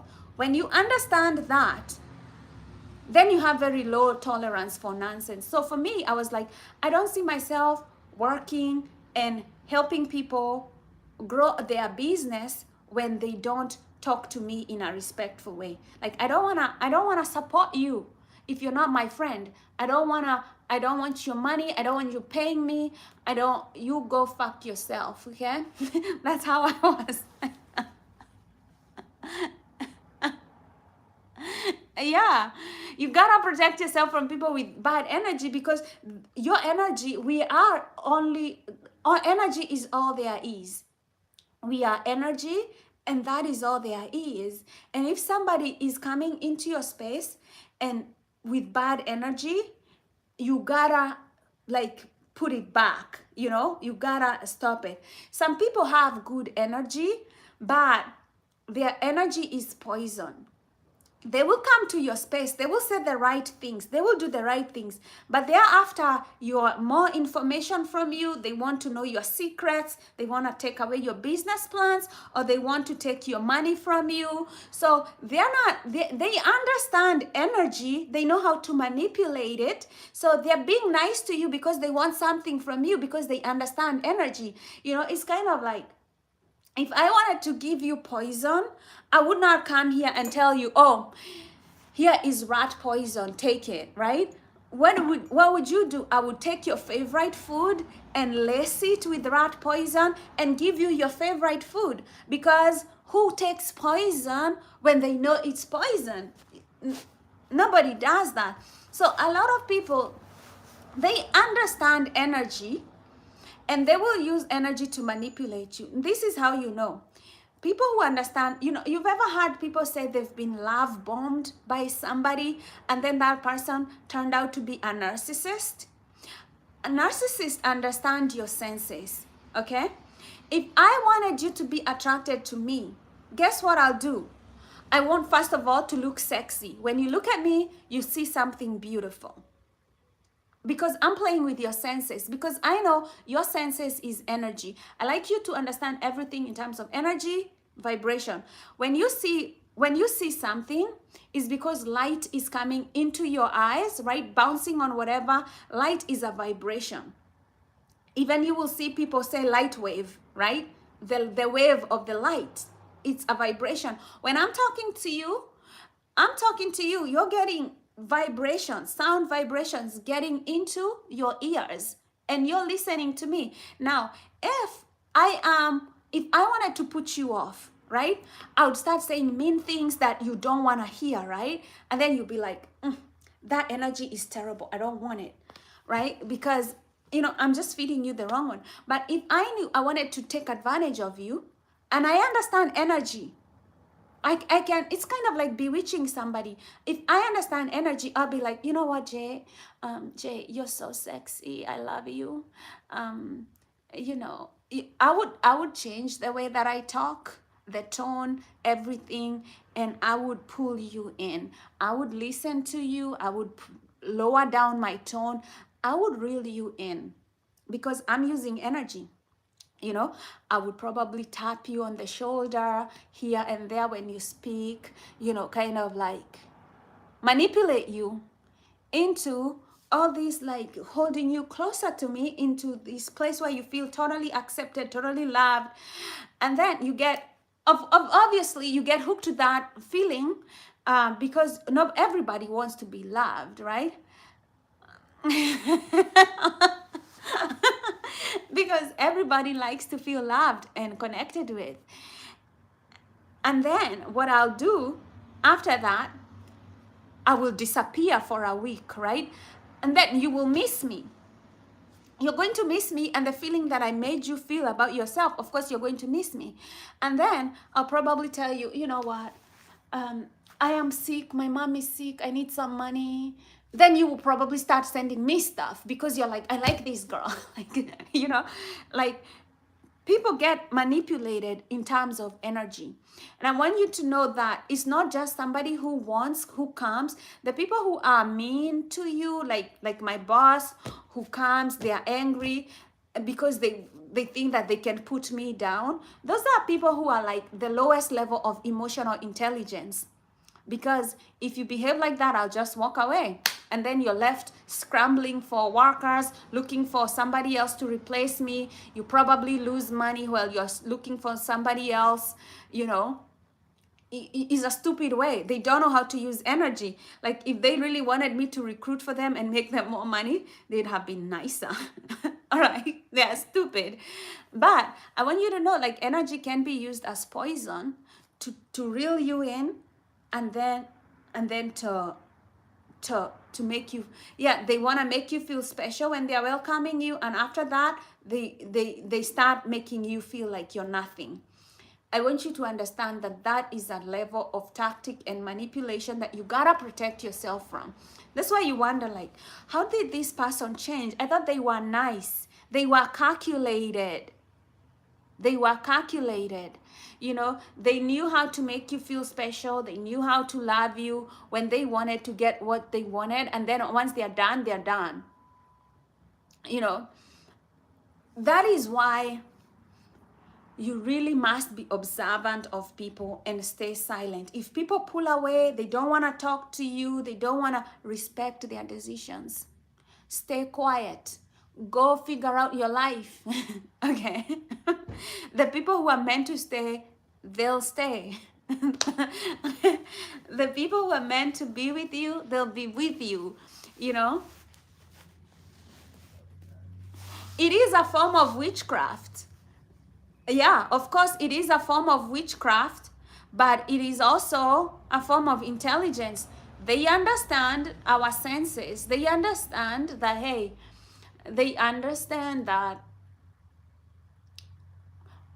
like, if you had to choose, they're also intelligent. Like, would you rather listen to soft, nice music, or would you rather just listen to a bunch of drums that are being beaten up in random succession? It's not musical, it's not nice. You would rather nice music, wouldn't you? So would you rather a girlfriend that shouts at you like la la la, or ones that say like, hey, Jay, can we go for lunch? Are you hungry, Holly? Like, would you rather that, or somebody was like, hey, I'm hungry, what are you cooking for me today? Like, it is kind of like witchcraft when it's used for bad intentions, but it is also how our senses work. It's just an understanding of the human nervous system and how it works. So they will make you feel safe. They will make you feel wanted. They will make you feel all these nice things until they get what they want and they go. That is witchcraft. That is wickedness. at the highest level, you know, the Bible always says we do not, you know, we do not wrestle with flesh and blood, right? We wrestle with spiritual wickedness in a very, very high place. Yeah, that kind of level of spiritual wickedness. People, it's so high that people are being manipulated at the political level. You see, like all these people who are like voting for Donald Trump. Donald Trump doesn't care about the middle class white America. He gives zero fucks about the middle class white America. But guess what? He says the things that they want to hear. They want to hear that we hate black people, we hate immigrants, they bring us disease, their poverty, you are better than them. You know, he's a very good manipulator. He aligns with those sentiments, he says them, and then people feel hard, people feel validated, and then they give him the vote, you know? He doesn't care about them. He put on the tariffs high, so everybody has to pay high prices. And so when you're a middle class and your prices are high, guess what? You become poor. When tariffs are high, small business people get run out of business. Guess who gets more money? Corporations, because corporations are getting a better tax deal even if tariffs are going high. So who will suffer? The small business person, because he cannot compete with corporations who are getting tax deals, and he has to fight these high prices. So the middle class gets poor and the rich get richer. But why would people vote for somebody who is going to make them poor? Why? It's manipulation, is this level of spiritual wickedness in very, very high places. He's like, oh, you want to feel better than black people? Let's say Haitians eat cows, they eat your pets. He will say that. I know, it sounds like wicked and weird, but why would somebody like Donald Trump say Haitians eat American pets? Why? Because he wants to appeal to the hateful white majority that hates immigrants, right? Why would he say Puerto Rico is a floating pile of garbage? Why? Why would somebody say something mean like that? Because he wants to appeal to the people that he wants votes from, because he aligns himself with those sentiments, because that's what they want to hear. Okay?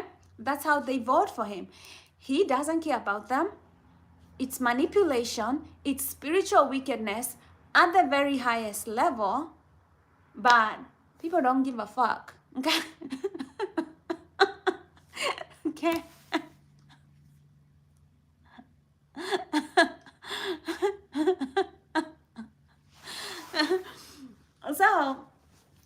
So manipulation is real. It's all about energy, you know.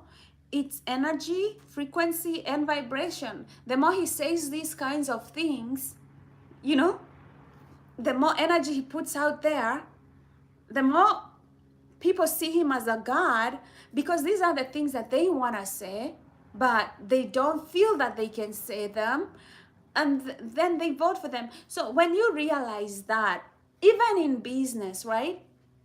Like one of the things I learned in business was like, the more people I called, the more results I got. Just cold calling people, the more I called them, the more results I got. So what does that mean?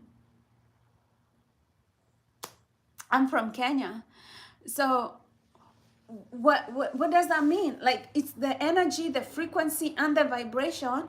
The more results I get, you know, the more energy I put in something, frequency, and if I am happy when I'm doing it, like I have a good vibration, a vibe to it, the more people want to listen to me, right? The more people will be engaged with it. It's all energy, frequency, and vibration. That's why you don't want people messing up your energy, because it will mess up your vibe, and then it will mess up how you vibrate, you know. And when you vibrate, you send energy out there, you know. You want to vibrate in a way that says, I love myself, I respect myself.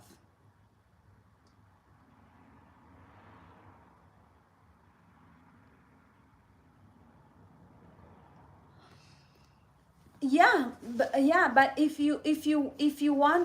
people hate other people, right? I know Jay said, when I heard him say that, I laughed because I thought it was funny. It wasn't funny. It was meant to humiliate other people, because when you humiliate other people, the people who don't like immigrants, right, they are happy with that, right? And that's how he gets involved, because it's a humiliation ritual, right? It's demonic. It's demonic. It's not funny, because what are you saying about other people, right? It's not funny. It's demonic. You know, when you see somebody saying Puerto Rico is a floating pile of garbage, it's not a floating pile of garbage. There are people living in that island. There are animals living in that island. There is a sacredness in that island. You know, there, there's culture, there's food, there's music, there's beauty there, right? Is that funny for somebody to just say, they are a floating pile of garbage? Why would you want to diminish a people like that? Is to humiliate them. It's to humiliate them.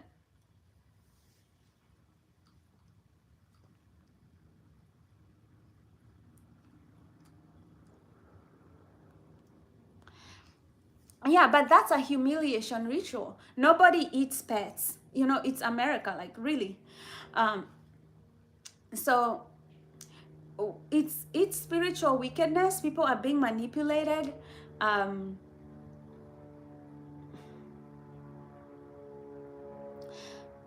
Yeah, but I don't think people woke enough to see what I'm saying.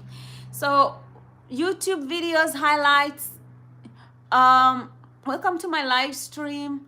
I call my live stream post-traumatic bliss, and I do mostly mental health videos. That's what I'm passionate about. Everyday things that we can do to improve our mental health. Today we are talking about letting go, walking away, holding the silence, keeping quiet, and observing from that place of quietness, and let things fall the way they are. Let things go. There is power in that. Whether you're moving away from a toxic relationship, a toxic boss, a toxic life, or even neighborhood, just letting it go, right? And observing it from a place of quietness, instead of begging people, instead of waiting for explanations, instead of waiting for apologies. You learn to sit quiet and observe people. If they don't feel sorry for their actions, they're not going to apologize, and that's clarity for you, and you move on.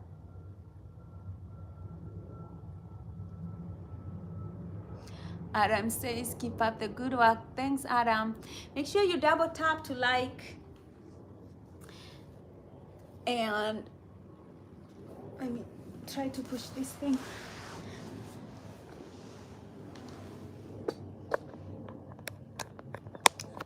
Yeah, ask away.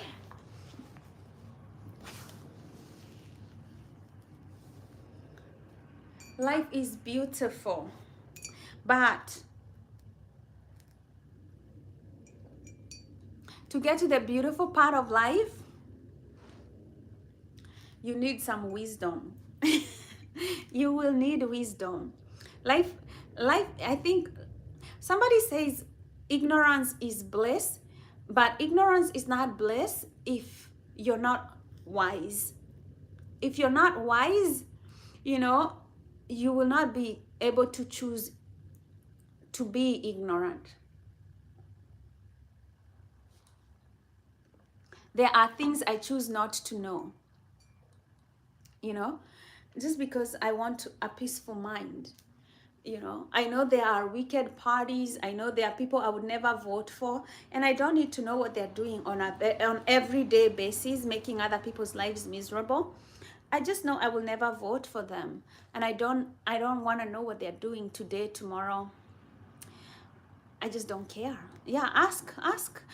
If it's something that I can answer, I will answer. If it's not something I can answer on live, then I'll tell you that I cannot answer it. um, I have common sense, so there are things that I cannot say live. um, but I guess most things I can say live. um, yeah, silence. Today we're talking about silence, walking away, loving yourself, choosing yourself, holding the quietness, being quiet, observing from afar, you know, protecting your energy, protecting your heart. Yeah. Do not fall for people who want to trick you. Do not fall for people who want to trick you. People who start appearing to be nice to you, they are overly nice to you. Stay quiet. Hold your quietness. Somebody comes here and they are like your friend. Suddenly, they want to spend a lot of time with you. They want to get to know you a lot. They want to figure out your life. They're not interested in you. They're after something. If you stay quiet and hold your quietness, you will figure out what they are after. But better still, if you feel that uneasiness about somebody, do not wait for an answer. Do not wait to figure out why you are uneasy about somebody. Okay? Do not wait. Your energy doesn't lie. Let me tell you, before I left my job, my energy had already told me that this place is not for you. I already knew that weeks before I quit that job. Okay? I knew I was being patient with them. I knew I was being patient. But my energy had already talked to me. That's when you learn to stay quiet, your nervous system will tell you things. We just don't listen to our nervous system enough. Your nervous system is trained to protect you. It tells you this place is safe, this person is safe, this is not a friend, this is a foe. It will tell you this is a friend, this is not a foe, this is not a friend. But if you don't value yourself, if you don't love yourself, if you don't stay quiet and trust your nervous system, you're not using the number one system that's supposed to protect you. Because you refuse to listen to yourself.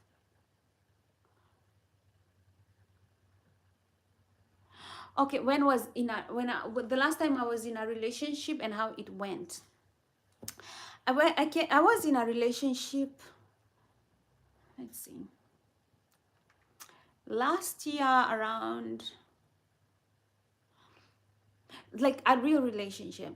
I was in a real relationship last year around January. It didn't last long.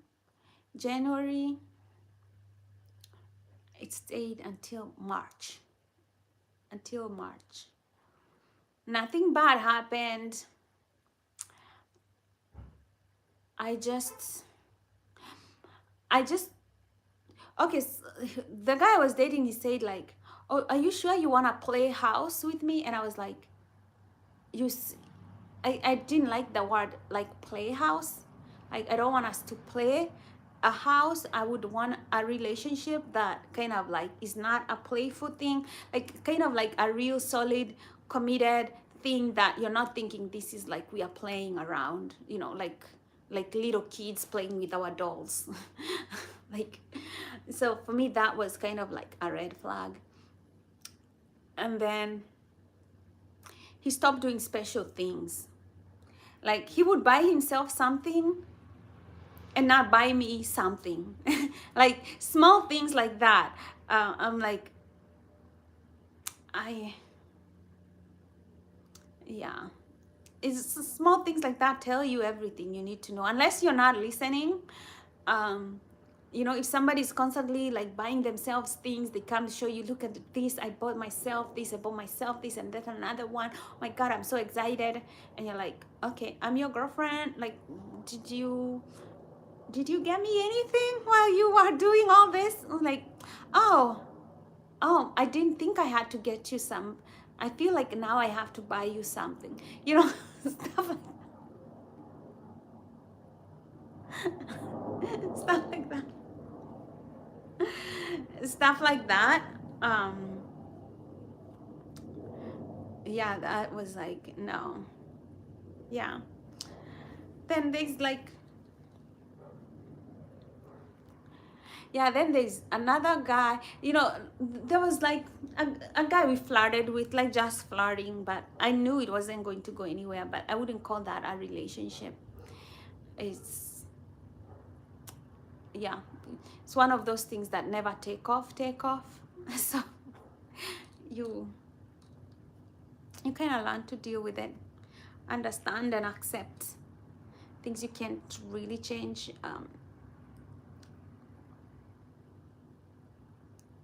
Yeah.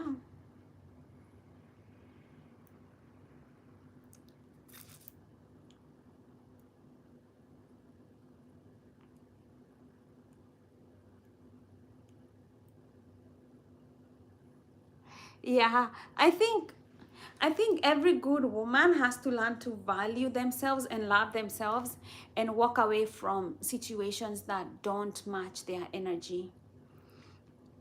And that is something that I had to learn. Like, if somebody is not going to match my energy for generosity and kindness, especially because I know I can be very generous, and I decided, like, if they are not able to match my generosity, my kindness, I'm not going to be with somebody who is stealing my energy from me to benefit themselves. And that is something like I just had to learn. Like, I'd rather stay with my energy benefiting myself than anybody else. And that is self-love. Before, I used to think like, oh, that's selfishness. No, that is self-love. I am not willing to be in a place where I'm pouring into your cup and you're giving me crumbs. You know, like people who are breadcrumbing you in terms of whether it's buying them gifts or in terms of time, or like, I'm not gonna do it. I don't have the patience to do it anymore. um, um, I am already okay with understanding that somebody does not love me or somebody does not value me, because I value myself and my value is not pegged on them valuing me. So at that point, I'm like, I'm ready to walk away. Like, I'm honestly ready to walk away, and I will nurse my wounds. I will cry somewhere else. I'll figure out my life. But what I will not do is kind of like stay. Yeah, like I will not do it, because people are out there harvesting your energy.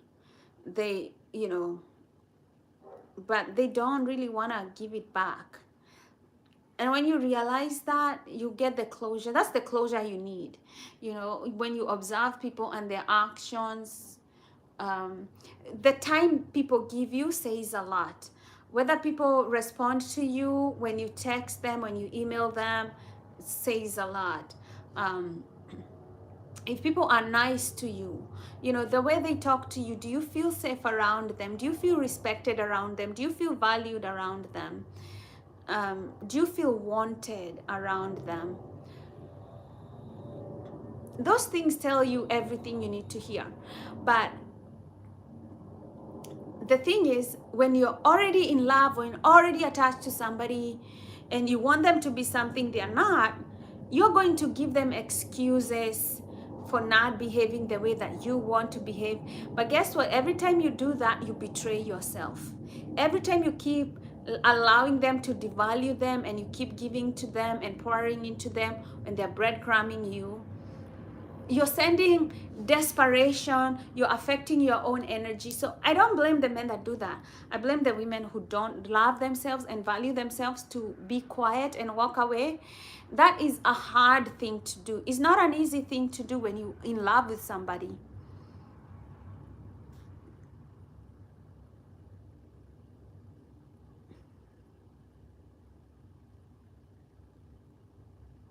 Yeah, it is siphoning energy. Uh-huh. If you constantly have to manage somebody's energy, they're not bringing you the happy vibes, they're not bringing you, like, somebody's always down, then you have to make them happy, then they pull away, then you have to figure out, like, all these, you feel like you're going to the gym. And if you don't know any better, you think like, oh, relationships are supposed to be like this, they're toxic. No. Relationships are not supposed to be toxic like that. You're supposed to feel more energy in a loving connection, in a loving relationship. When you feel tired in a relationship, you're drained, that's telling you that you're absorbing poison. You're not getting, this is not love. Love is a healing energy. Love is a healing. Love is elevating. Love is peace. Love is kindness, generosity. That is the emotions that bring you high vibration. They make you vibrate in a higher frequency. So if somebody is always making you feel anxiety, afraid, ashamed, you're not sure of yourself, you don't know whether you're messing, you're walking on eggshells, that is poisonous energy. That is terrible energy to your nervous system. You're supposed to be, energy starts like let's say like 200, courage. And I'm not saying the courage that you have to smoke weed or you have to drink alcohol to get courage. We are talking about pure courage, just from you, pure courage. That is where energy, really good energy starts. You start with courage. You move to other energies like, forgiveness, bliss, peace, joy, love. When you hit the peace, love, and joy, and then when your body becomes blissful, sometimes when you meditate, you can feel your cells vibrating. In a very good, like my meditation, you can feel your cells vibrating, and then when you feel your cells vibrating, you start feeling blissful. Like you feel like it's kind of like an orgasm, but it's happening in your whole body. Okay? That is what we call bliss. That's why I called my channel Post-Traumatic Bliss, because bliss is the highest energy that you can get when your whole body, all of your cells, they are vibrating at a blissful state of consciousness. It is bliss. They're in blissful state. People who meditate like 10,000 hours, who've meditated like 10,000 hours, they understand the body of bliss. They understand the body of bliss. So when you're feeling tired and drained, just remember there are people who are vibrating at the bliss, at a level of bliss. Those people, they are masters of energy. They protect their energy with boundaries. They don't let anybody in. Anybody who doesn't, like anybody with terrible energy or whatever, they're very good at guarding that energy. They do not let their energy be broken, right? That's why you see some people, they don't even like you touch them. Don't touch me, because they don't want energy. They don't want anybody else's energy. Don't touch me. Stay there. Stay there. Don't touch me. Okay? Very good to understand energy. Some people will not even shake your hand. Why? Because they don't want your energy. It's not that there's anything wrong with your energy. It's just they just don't want to mix their energy with other people. People who protect their energy, they don't go around having sex with anybody. Okay? They protect their energy. They don't want to get that shit. They don't even allow you to shake your hand, so you're not even going to have sex with them.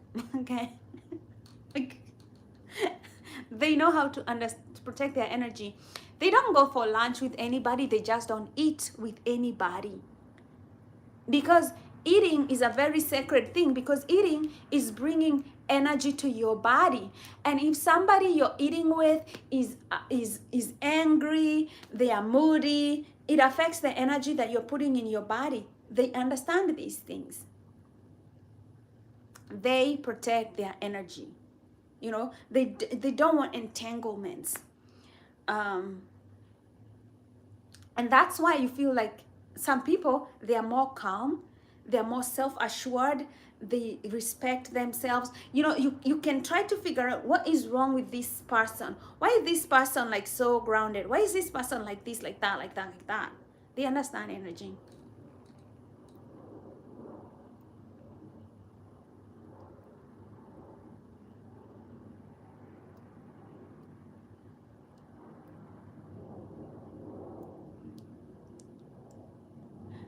Trauma time. Well, congratulations on your new phone, Delori.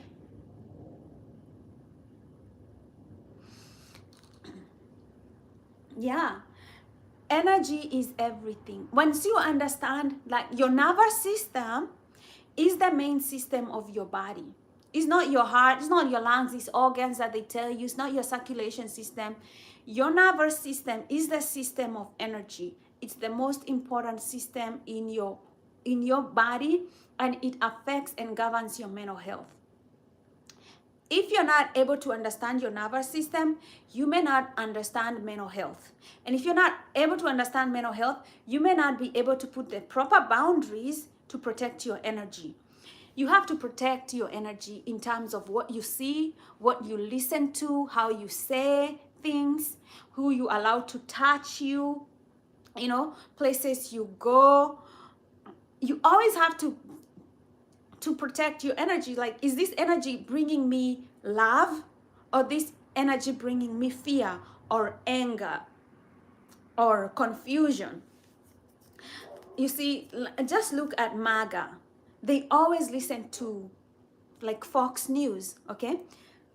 You don't need to spend 2 minutes at Fox News to listen to the hate they're spreading about other people, the anger that they're spewing, the fear mongering, all this negative, terrible energy that these people absorb every day. And guess what? When you train your nervous system to listen to this energy, you train your chemicals in your body to want those energy. So whenever you don't have enough stress or anger in your system, your body is going to feel like, I want more anger. So you're going to watch more Fox News, and it's going to feed your anger, because now you're becoming addicted, because the chemicals in your body are wanting to get addicted to the news. They know these things. They know these things. That's why I tell you, spiritual wickedness is in a very, very high place. They know these things. They know that you're addicted to fear because they always feed you fear. They know that you're addicted to anger because they are always feeding you anger. And they have you subscribe to their channel. They know they are doing these things. They know they're doing these things. They are very, very well aware that you will come for more hatred, for more fear, for more everything that they want, because that's how they control you. And then they get to advertise things to you, they get to sell you things, and then they just get to control how you think and how you consume in your life, and you know, and your generations to come. They know these things.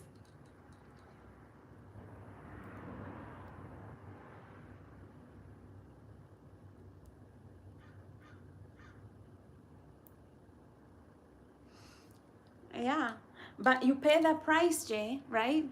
You pay the price. In the end, you will be the one paying the price, because they will affect your mental health, they will affect your mood, they will affect, you know, like, you pay that price, you know, until the day you choose yourself, until that day you decide to let go, and then you train your brain to feel happiness again, to choose happy things again. You train your nervous system once again to feel love, genuine love, coming from your own heart this time, not coming from other people who want to breadcrumb you.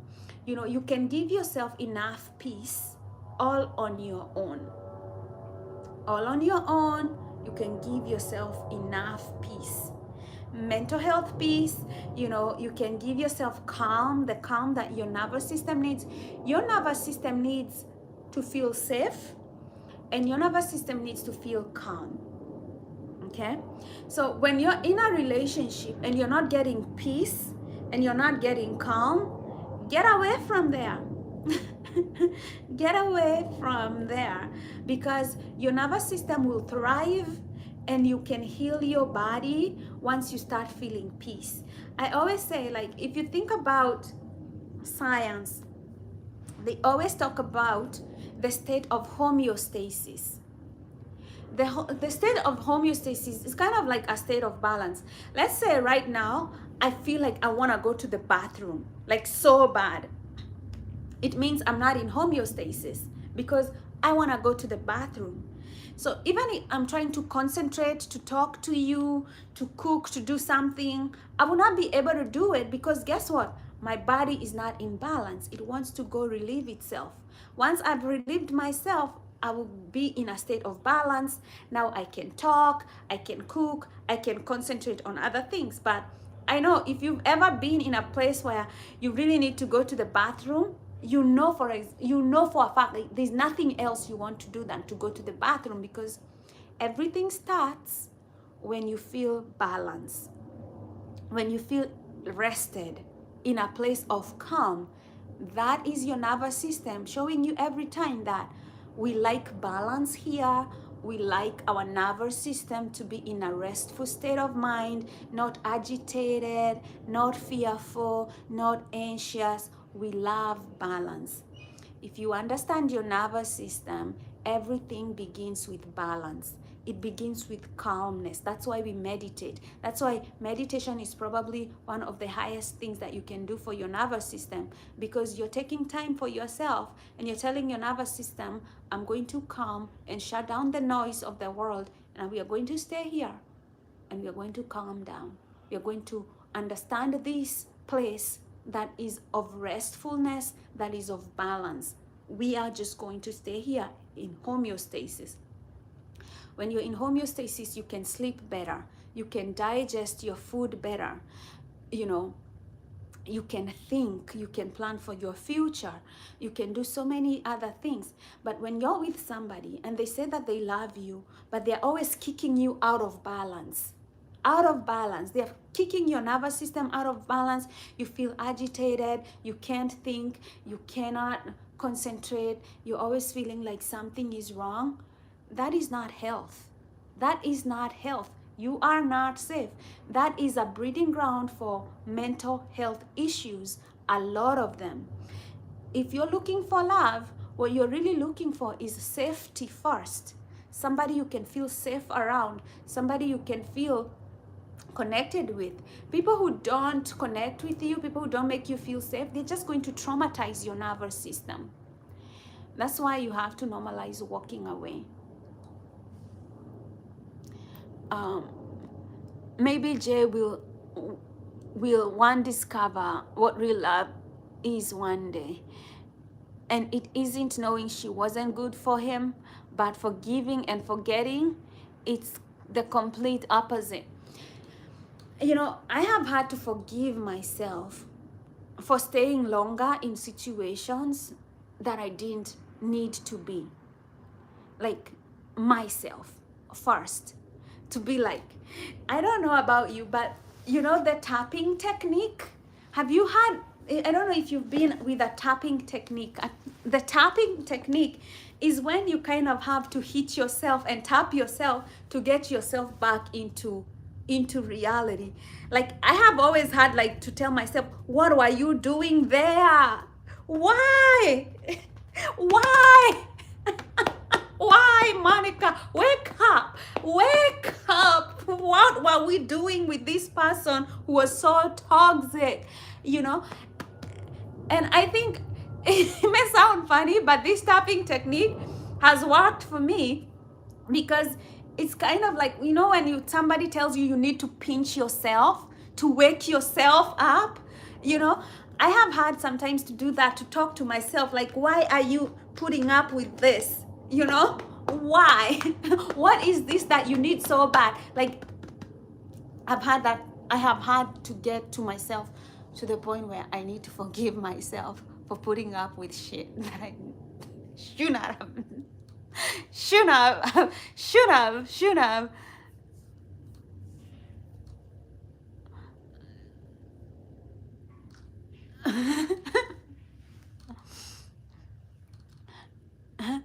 Misha says, I thought tapping technique was a new woman every Saturday and Sunday. Woo! Wouldn't that be nice for you? But you know, like they tell you to do those like tapping techniques though. But for me, I have had like to do it to, you know, have you ever had to like, well, to talk to yourself and be like, never again, okay? We are never going to do this again. You hear me? You know, I talk to my eyes. I tell my eyes, we are never ever going to like people like that. My mouth, never, never, never, never, never, okay? Wake up, girl. Wake up, wake up, wake up, wake up, wake up. This is not what we are going to ever do again. You know, that's how I do it. Other therapists do their own different things, but that is me talking to my whole nervous system and giving it redirection about where we are going to go. Like, this, we are done. This is where we are going. Never again, you know? Text somebody back when you do not hear from them. They can go forever for eternity without ever listening to you, okay? My hands, okay?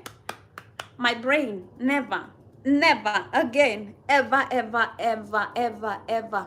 My hands, my legs, walk away, keep the distance, okay? Ghost them. You know, you talk to yourself and your nervous system, and you're telling your nervous system, I am choosing me.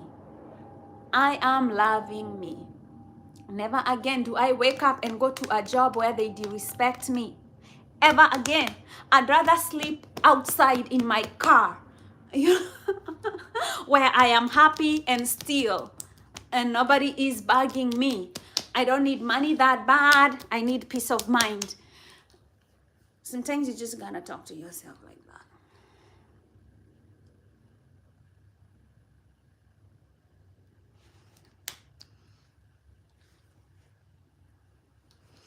People do that. People do that.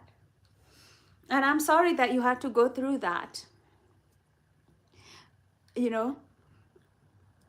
But that's why I say these lessons, man, they take so long until you figure them out. Like the lesson of self-love and choosing yourself, of staying quiet, walking away, going healing, learning to reframe your energy, whether you're going to use, I tell people psychedelics, mushrooms can be very good, but you have to get the right mushrooms. And then if you really need a reset of your whole nervous system, they do it like that, okay? Very quickly, you reset your nervous system, life goes on, okay? Just says I should write a book. I mean, I had a class of post-traumatic bliss. Like I had it online, and you could buy the class. It's a lot of videos, like maybe 10 videos and some exercises on that class. And if you want it, you know, right now the website is down because I didn't have a lot of people buying the class. But if you want the class and if you want one-on-one coaching and talking about it, buy the class. It's really not expensive. I think I had it for like $45. But anyway, I just didn't find like people wanting to buy the class, and it cost me like $200 to keep the site going. So I just put it down. I put the website down until, you know, I find clients, people who want to learn from it. But if you want to buy it, I can put on the site back, and then you can do the class. It will help you get a solid, you know, solid out there, like see what we are talking about. And you can always call me and say, hey, I went through this, I went through, you know, all this. But the most important thing, that class is teaches you how to understand your nervous system and understand how to self-heal, to heal yourself and to protect your energy and to prioritize your mental health. You know, if anybody is not prioritizing your mental health, if they don't want to talk to you in a nice way, if they don't want to hold your hand, if they don't want to hug you, if they don't want to self-regulate, help you self-regulate your nervous system, they don't love you.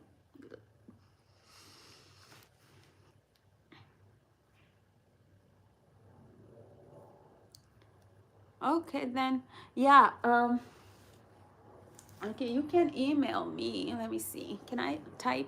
Sometimes I'm not able to type a comment.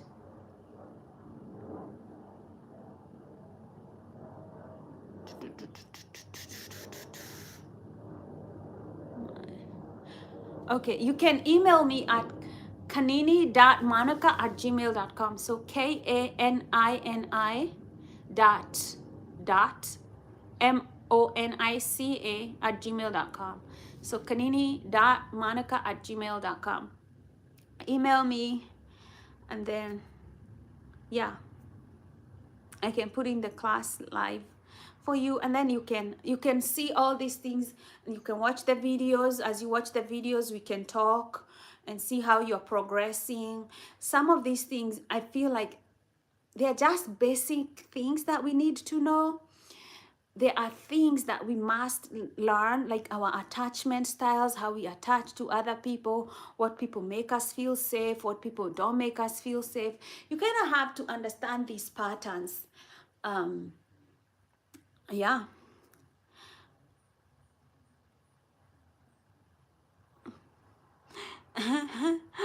Don Passy says, be careful with European and white American men, especially if they are Trump supporters and you're an immigrant. You know, they obviously have made the claim that they don't like you and you're an immigrant. So, you know, they are going to terrorize you. They're going to terrorize you. You need love. You don't need a terrorist in your space. 100%. Let's call the spade a spade and not a big spoon. I'm not here to hate people. I'm here to protect people that need to be protected. Because once you understand how to protect your energy, these people, you will see clearly how they are just cowards. They are losers and they are cowards. And once you know how to protect your energy, you know, you understand like they're just losers. They're just losers and cowards. And you're more powerful than them. Okay? And I know 100% they hate to hear this from a Black woman who is an immigrant. Yeah, it's the kick to the nuts that they never wanted. But they're just stupid people. Don't put anybody, you know, they want to create a system where they are put on a pedestal because they are white and they are European and they are men. They are just energy vampires. That's what they are, you know. And once you learn to protect yourself, you understand what kind of losers they are. They don't have power over anybody. They don't even have self-control over themselves. They're just losers, truly losers, you know. Yeah. And you just will see clearly they're fighting a losing battle in this world. In the spiritual realm, they've already lost this battle. Okay, I want you people to understand that they've already lost the battle from a spiritual place. Their battle has already been lost. And you don't lose something in the material before you lose it in the spiritual. Yeah, that's my email, kanini.monica@gmail.com. Once, yeah, or you can email me at monica@posttraumaticbliss.com. You never lose anything in the material world before you have lost it in the spiritual realm. So when you see all these like white people, they are trying to bring in white supremacy, they've already lost it on the spiritual realm. It's already gone. What they haven't understood, because they are people who are not spiritually woke, is that once you lose something in the spiritual realm, You're not going to get it in the material realm. That battle is over. It is over. Like this Trump administration or whatever they're doing, they already failed in the spiritual realm. They're not going to win it. They're not going to win it. What you don't understand, spiritual realm is a real, we live in a three-dimensional world right here, but this is not the only world that we live in. And this is something, somebody who has not awakened to the reality, that does not understand. That like when, if you've had people who've gone through like near-death experiences and they said, I went into another world. It's like they went through something and they woke up into another realm. Why? Because our nervous system is conditioned to see this three-dimensional world. But even if you look at other animals, like the eagle has a vision that there are lights that the eagle can see that you, the human, you cannot see. So the eagle has a different realm that it sees the world in that you don't, right? And you're all living in this physical world. So we are in a physical body. We are limited. Our consciousness is limited. But our consciousness is not just within us, it's outside of us. We are one infinite universe. One, you know? We are one with God, we're one with everything, okay? Now, let's say the white supremacist party doesn't see the rest of the human person as people. You know, they think like we are somehow kind of a mistake to be on this planet, on this universe, because they are delusional. They have delusion. Like, you know, you can try to wake up somebody who is going to a mental health ward, but they're in that delusion. You know, they're in that delusion that they're the only people on this planet that matter. That's it. The rest, immigrants, the other people, blah, blah, blah, blah, they don't deserve to have families. They deserve to be in concentration camps. They don't deserve happiness. Like, they're in that delusion. But what they haven't factored is we live in a spiritual universe. So remember, like all the slaves that came into this, like America, the prayers they said, the songs they sang, all these eventually becomes a spiritual thing, you know, that it's kind of like they put a spiritual debt. The songs they sang, the prayers they did, it became, you know, it becomes a spiritual debt over time. And now the universe has to pay that debt. The universe, the whole universe has to pay that debt. That's why you say in the spiritual realm, they've already lost that battle. And now they can sense it, and now you see fear. That's why you see people like ice. You can see all this, all that, all this noise. That battle has already been lost in the spiritual realm, and it's going to translate into this physical realm. So let me tell you, when you see people acting like this at their weakest, they are using the lowest vibration they can. And if you have spiritual eyes, you can see somebody who is losing, somebody who is on their last bed, you know, the last nail on their coffin. They are going to nail this on themselves. Nobody is going to bury them. They are going to bury themselves, okay? All these things they are doing in the spiritual realm, it backfires in an instant. In an instant. All this energy that they're putting, negative energy, in the spiritual realm, I'm telling you, it backfires in an instant. It just takes one spark and it backfires everything, and everything is turned around. So let me tell you, if you see your enemies burying themselves, let them. Let them.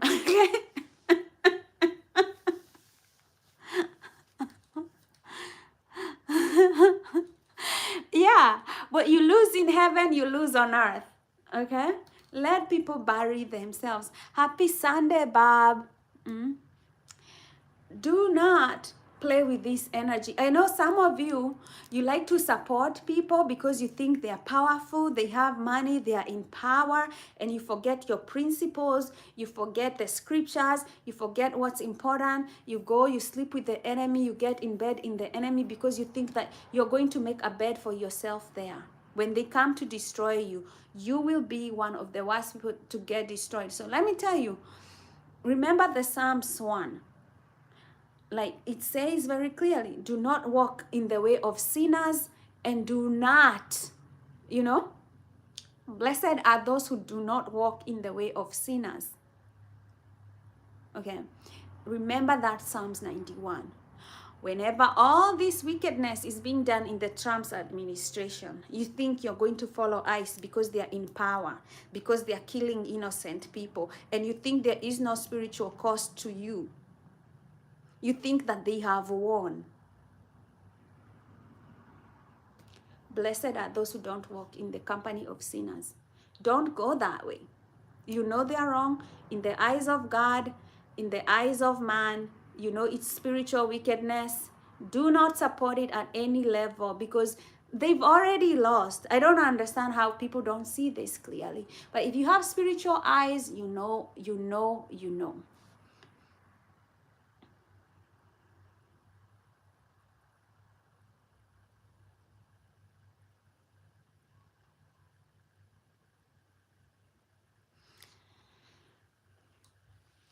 No, it's not that they will not suffer. It's not that they will not suffer. People suffer, but you don't see that they are suffering. You think that they are having a good time, but you don't see the internal suffering that they are having. Happy people do not hurt other people.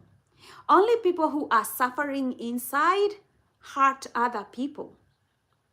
These people have always been suffering internally because of spiritual wickedness. They're just spreading it. They're just spreading it from a place of chaos, from a place of, from a place of fulfillment. Happy people don't do that. Like spiritually woke people don't do that. People who are in well-being don't do that. Only depraved people do that. This all they are doing is from a place of poverty and a place of depravity. Yeah. It's depravity, it's poverty, it's all that. Only when you don't see clearly, you think that they are happy, that they are winning, but they are not. They've never been happy. They've never been winning. It's only you think they want to show you that. That's the image they want to portray. But that's not the reality that they are living in.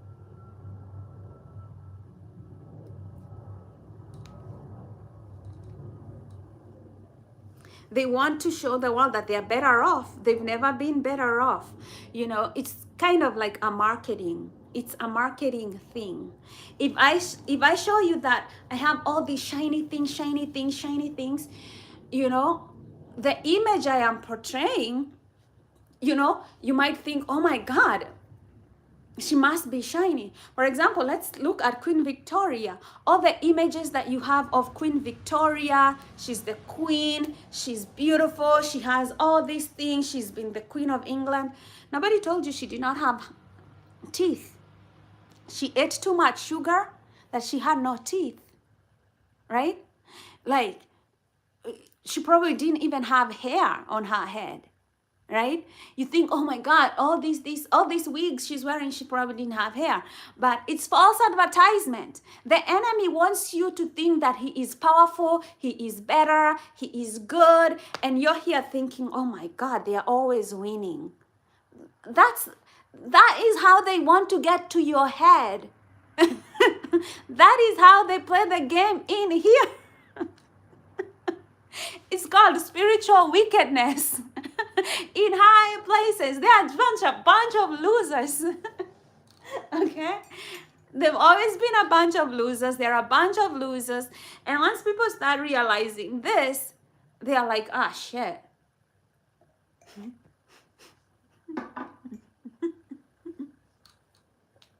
False advertisement. Tell them, Adam.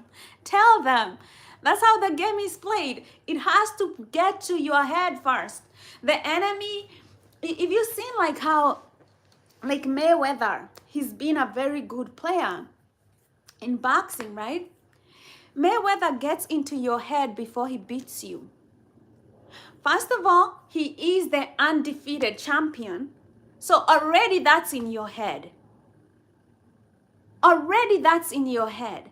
And all these other things that get in your head, he looks at you, just looking at you. He knows how to intimidate you just by looking at you. So already he has put your nervous system in an inferior position by just looking at you. And then the rest is history.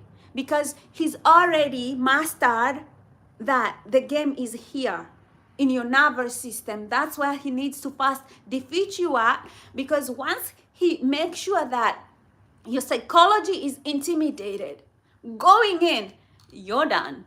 You're done. It's done, done, done. So the false psychology that other people have been fed by the European-centric culture is that they are more powerful, they are more intelligent, and they have more resources, right? You go to Europe, just go to Europe, and you will see like, how do these people survive? Like, what are their resources? They're getting food from everybody else. They are getting, you know, they're getting food from everybody else. They're getting minerals from everybody else. They're not self-sustaining, right? But they've gotten into this mentality, right? That get you into their head, right? You've never been, I went, I live in California, okay? Lots of homeless white people I see in San Diego. I went to, what's the name? I went somewhere, what do you call it? That state, some state far away state from here. What, Indiana, I think it was Indiana. I went to Indiana. And I was seeing levels of, you know, poverty. White people, very, very poor. Like, white people poorer than African people. Very poor. Like, poorer than places I've ever seen in Africa, okay? Very, very poor. You never see that. You will not see that advertised by Fox News, by any news. You will not see, because they would rather hide that part. To the rest of the world, it doesn't exist. To you, the only poverty you see is the one in Africa and India, you know, but you will not see levels that they advertise that are the same, even worse than a slum in Africa. You will not see it. And I'm not selling this as a joke or anything, or to be mean or anything, okay? I went on a vacation in San Diego, and I was driving. It was almost at night, and I see this white guy, this white man. He takes out his pants and he shits on the road. Right? Normal day. And I was like, oh my God, that's disgusting. I don't want to see this shit. You're not gonna see that on the news. Nobody's gonna tell you this, you know, because that's not what they want to spread. They want to spread a narrative that gets into your head, whether you're a black and brown person, Chinese. They don't want you to think like white people are just like everybody else. They shit, they brush their teeth, you know, like if somebody doesn't have an idea, they might get homeless, you know, stuff like that. They don't want to see, they will not see that. It's not what they want to spread. They want to spread white supremacy. We are better, we are more advanced, we have better ideas, and we have a lighter skin, and it's what makes us special. I could use the same thing. I have melanin. It makes me young, and it keeps my organs all protected from the UV rays, and it's what makes me special. You know, I could also use, you know, but I'm just just telling you, you will get advertised whatever you decide to believe. It's spiritual wickedness in the very, very highest of places. But if you choose to believe that nonsense, and not see clearly, you will get manipulated. This is not the time in history where like anybody's going to sit down, educate you, tell you what's up. You know, if you're the kind of person who believes like shit that's going around, then that's the yeah, if you're going to be like naive,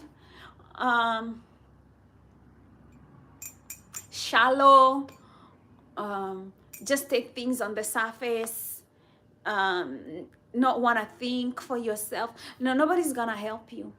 It's just going to be a punishment through and through for your lifetime. Like, you will think the gods are crazy. You will think the gods are punishing you, but is you don't see clearly, but your vision is distorted. Nobody's punishing you, only that you don't see clearly, you know. Everybody is special and nobody is special. like, like nobody is special. Everybody is special.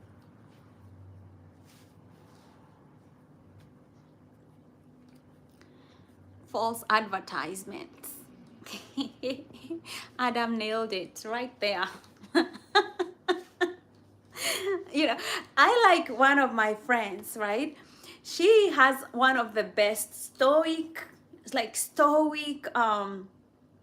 mentalities, and the way she views life, she has a wittiness to it. You know, like she will say that, like when she was getting through a divorce, and she was like, oh, my ex-husband thinks he's the best thing that happened since sliced bread. You know, the thing is, she will not say mean things to him, but she will say things that are just humorous, like, you know, he's the best thing that happened since sliced bread.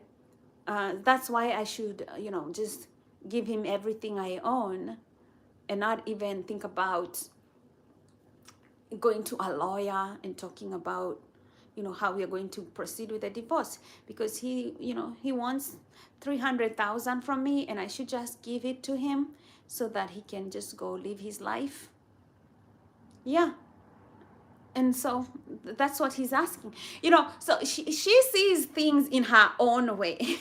You know, she sees her point of views in her own way, and the way she puts it is not even angry or trying to justify it. It's just that she has clarity on her end, and she doesn't need more explanations or anybody else. You can tell she's being sarcastic. Like, he's not gonna get a dime from me that way, but he can go on wishing and putting a wish list to the universe.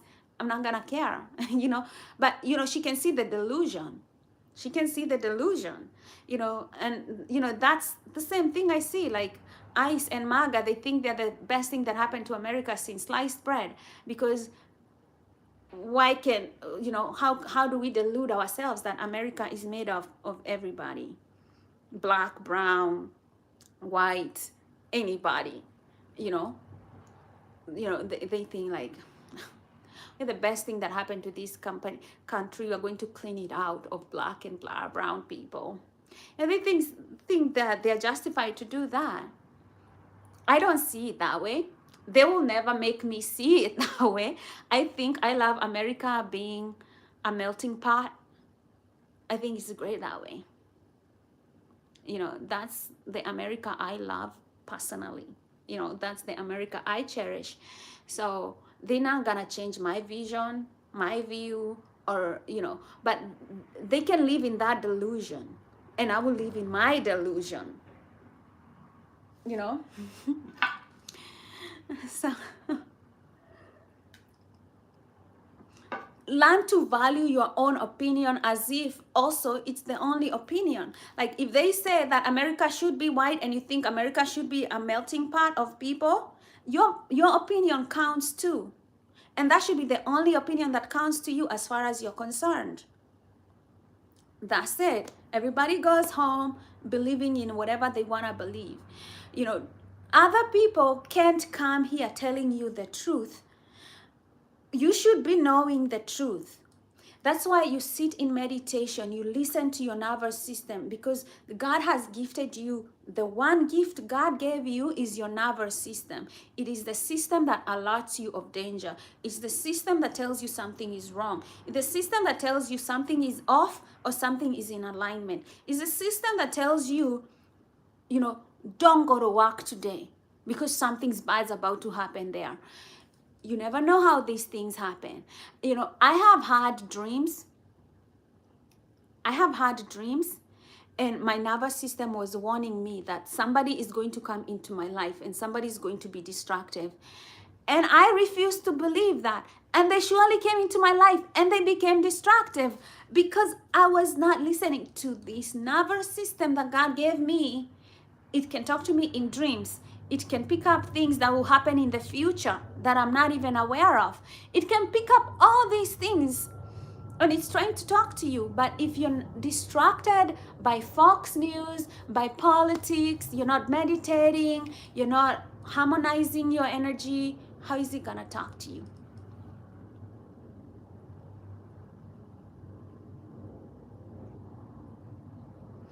Exactly.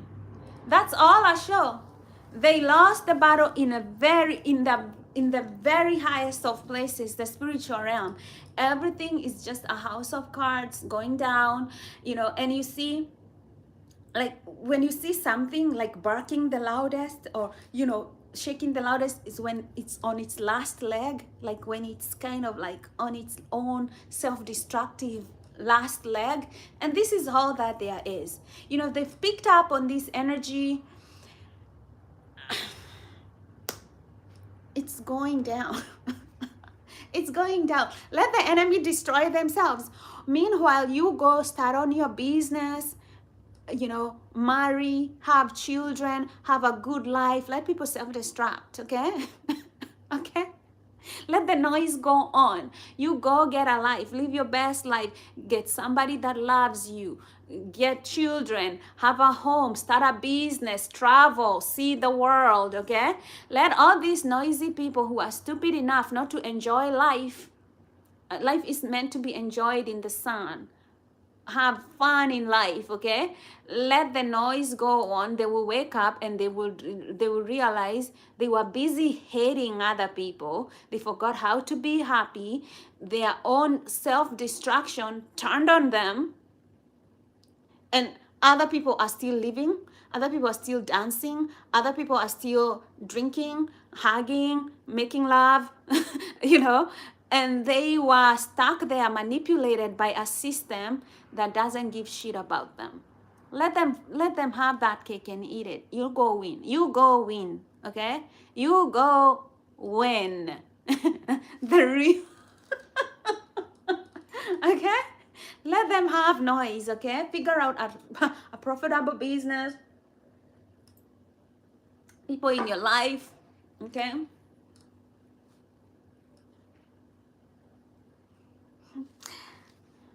Ray, Mila, Happy New Year, love. Nice to see you. Yeah, let them self-destruct. You go live your best life, okay? Let them talk, you know, how blah, blah, blah, blah, blah, blah, blah, okay? You figure out your life. Go look for people who love you, people who want to be nice to you, people who want to regulate your nervous system, and people who have good vibes in your life, you know. Do the things that matter. Start a business, travel, see things. Let them talk. By the time they stop talking, and by the time Trump dies and then they realize, oh, we don't have a martyr anymore, they'll look at your life and you're like, I'm still here, breathing, living. Oh, you thought you were better than me? Go fuck yourself. You know, stuff like that. You know, people have already lost. You cannot, energy does not lie. Okay, energy does not lie. Self-destructive people will destroy themselves with their own unhappiness, with their own misery. Do not walk in the way of wickedness. Let people who are wicked destroy themselves. In this spiritual realm, wicked people have never failed to destroy themselves. They destroy themselves, they destroy their families, they just keep taking away it is. You know, if you don't love your neighbor as you love yourself, and this is a commandment from God, it means that you're in disobedience and you have become an enemy of God. And being an enemy of God, he is going to destroy you. He will destroy you. So you see, all these things that they are doing, they are putting up their own spiritual karma. They will get destroyed, and it will go down from generations of their family, down, down, down, down, down.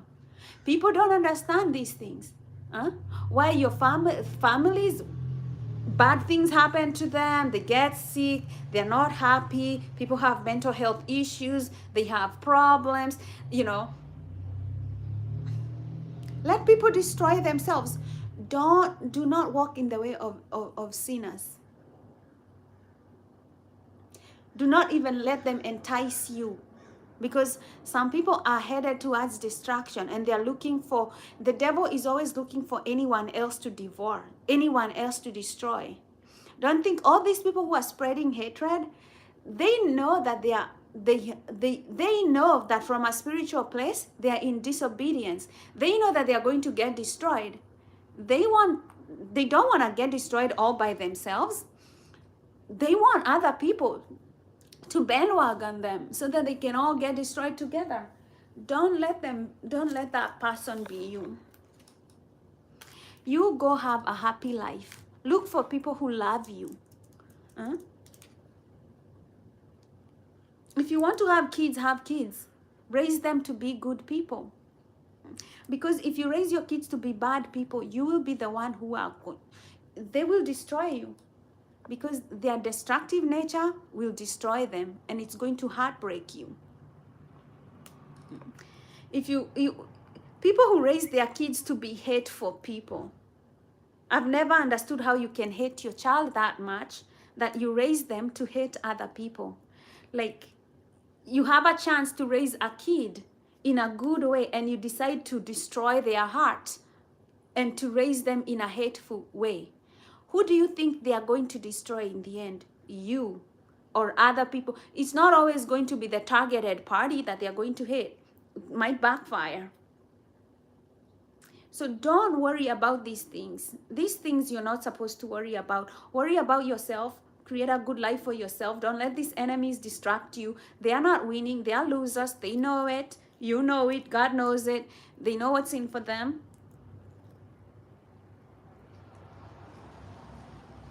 They know what's in for them.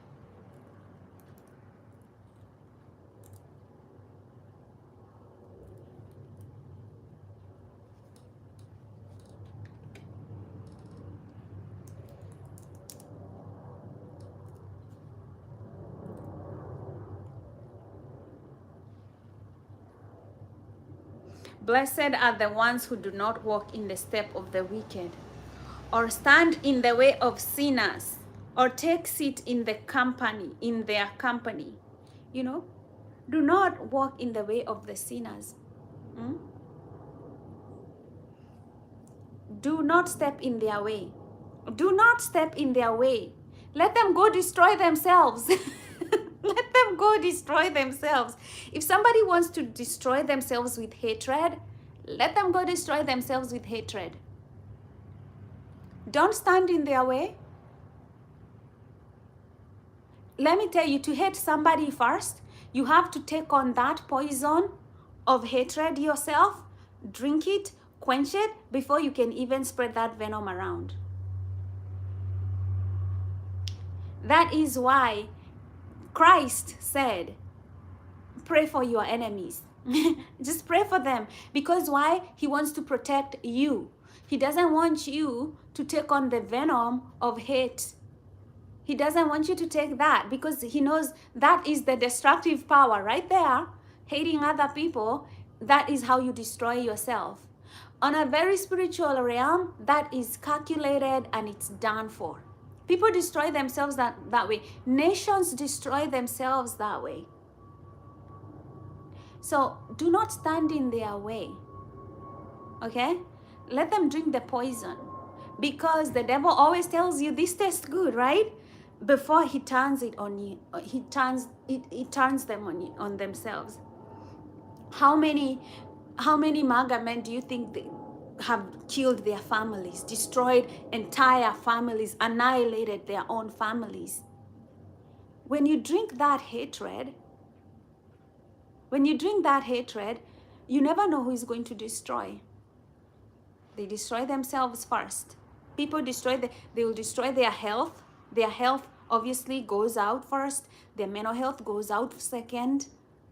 Then they spread that poison around the people in their vicinity, their children, their wives, their spouses, their relatives. The enemy will destroy itself. Like, when you understand spirituality and why karma has been said to be a bitch, karma never misses. Me, myself, in my whole lifetime, I have never seen karma miss.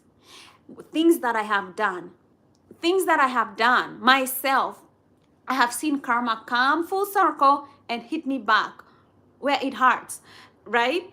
And I have seen it happen to other people, and I was like, damn. Damn. Love your neighbor as you love yourself. Pray for your enemies. That spiritual realm thing, you don't joke with it. Don't hate them. You go find love in your life. That's the biggest win you can have. You can have. Go, have a family. I always say, like, for black men, sometimes they are angry about the system, about everything that's happening. I tell you, even if you're a black man and you get your own black woman and you have your kids and you raise them, all these white supremacist people that hate you, they will hate and admire you at the same time. They will hate and admire you at the same time. Because first of all, the goal is always to destroy you and your family and your generational and your line, right? But when you're like, no, you can't destroy me unless I have destroyed myself, you cannot do that. I will raise my kids. I will teach them right and wrong. I will teach them to be the way of the superior man, and you will see them shine. And they will do that for eternity because that's their birthright on this planet. People cannot destroy you unless you destroy yourself. But I feel like a lot of black men have not realized the way to win. If they can destroy the black family, they win. But they cannot destroy the black family unless they get into the head of a black man. But if you're an undisciplined undisciplined black man, you just, the Bible always warns you about foreign women. You want foreign women. The Bible is always clear about foreign women. They can distract you. I'm not saying they are bad, but they are good at distracting you. That's how Samson was distracted by Delilah, and he lost his power. And you see, like, all these black men saying they want their preference, white women who no longer want them.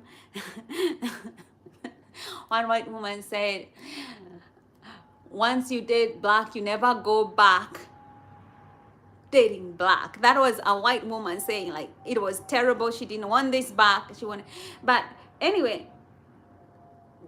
they don't destroy you. People don't destroy you unless you give them permission to destroy you. When you decide, like, oh, they've called you ugly, because you're black. People cannot call you ugly if you believe you're beautiful. They cannot. It's like calling me a dog. I'm a human being. You can go around saying that shit, but you can still move on because, it doesn't change what I am, who I am, what I do. But a lot of people they let the enemy get into their head. That's where destruction happens. That's why I say, if you think like, oh my God, I have a weak mindset, read the Bible. Read the Bible and read it in a way that God is the Father trying to talk to you, trying to protect you, trying to tell you who is your friend, who is your enemy, what you should not do, and how to protect yourself. When you read it from a loving Father point of view, let me tell you, even if you never had a family, because everything is psychological. Let's say you don't have a father. Let's say you're a black man, your father went to prison and, or died or whatever. And you're like, I have this void, I don't have a father. And people say, I'm going to destroy myself or whatever. You read the Bible, God is always the Father. God is always the Father. So all of a sudden, you are no longer the person who doesn't have a father, because you have a father, right?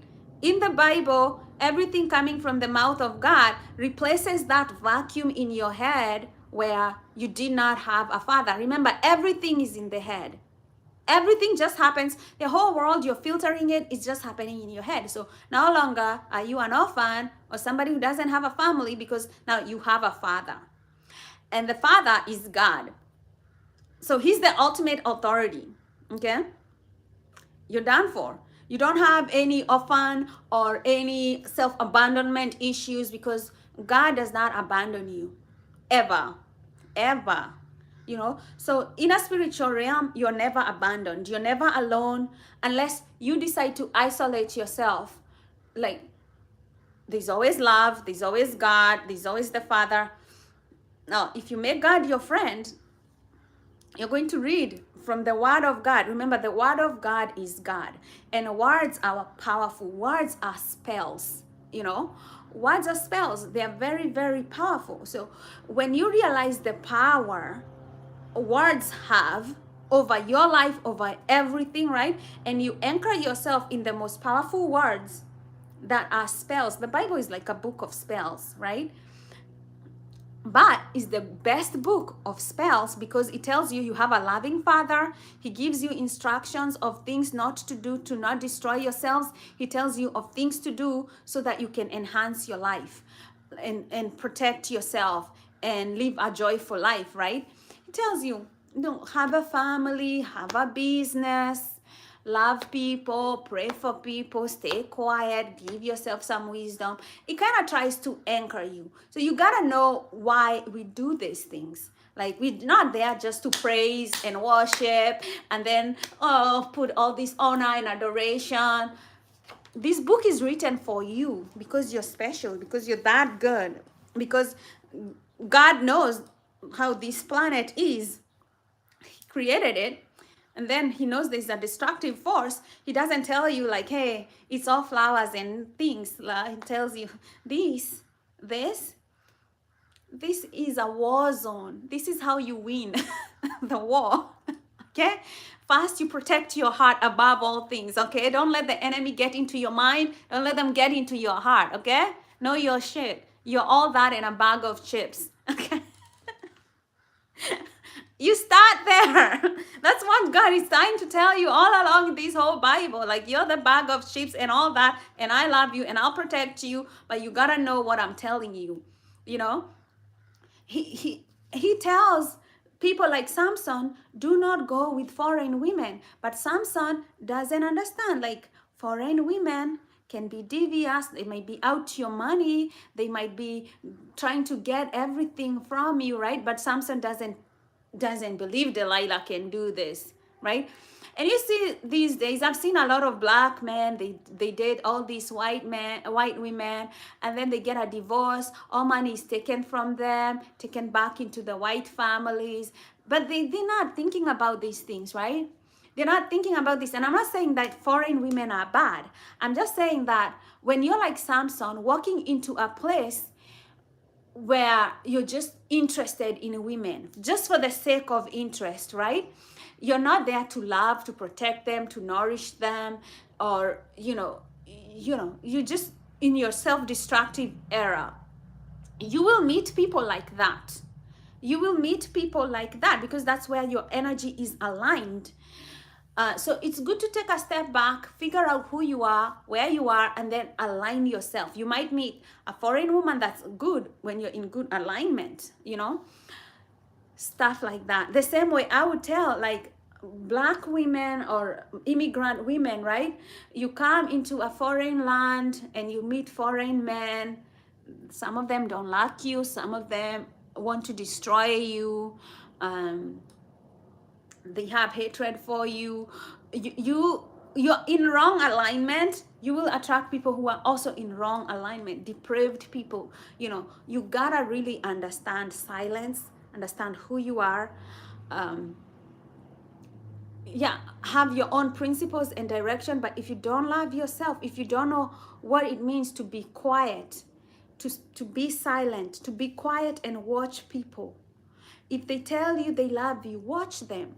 You know, do they really call you? Do they text you? Do they come to spend time with you? Do they buy you things, you know, to show like commitment? You know, if you ask them to come maybe help you fix something in your house, do they make excuses? You know, stuff like that. You gotta be able to be quiet and see people. And once you realize that, oh, they don't love me, they don't have a commitment towards me, you don't make excuses for them. You walk away. You choose yourself, you walk away, and you go on looking for genuine connections, with good people. With good people. Don't worry about the enemy. Focus on your life. Those people who are out there on the social media spreading lies, spreading whatever, let them destroy themselves. You're not supposed to focus on the noise. You're supposed to focus on the life. Are you creating the life that you want? Do you have your own business going on? Do you have your own life kind of? Are you figuring out your own life, your spiritual life with God, the things that you want to bless your life in? It's a very short time we have under the sun. Under this realm of the sun, we have a short time. And you might think, oh, I'll live to 100. You don't know whether you live to 100. We don't know. So even all these people who are spreading lies and fear, they don't know how much time they have on the planet, and they're so stupid. Instead of spreading love, spreading charisma, spreading happiness, they're out there spreading hate, working for the kingdom of hell.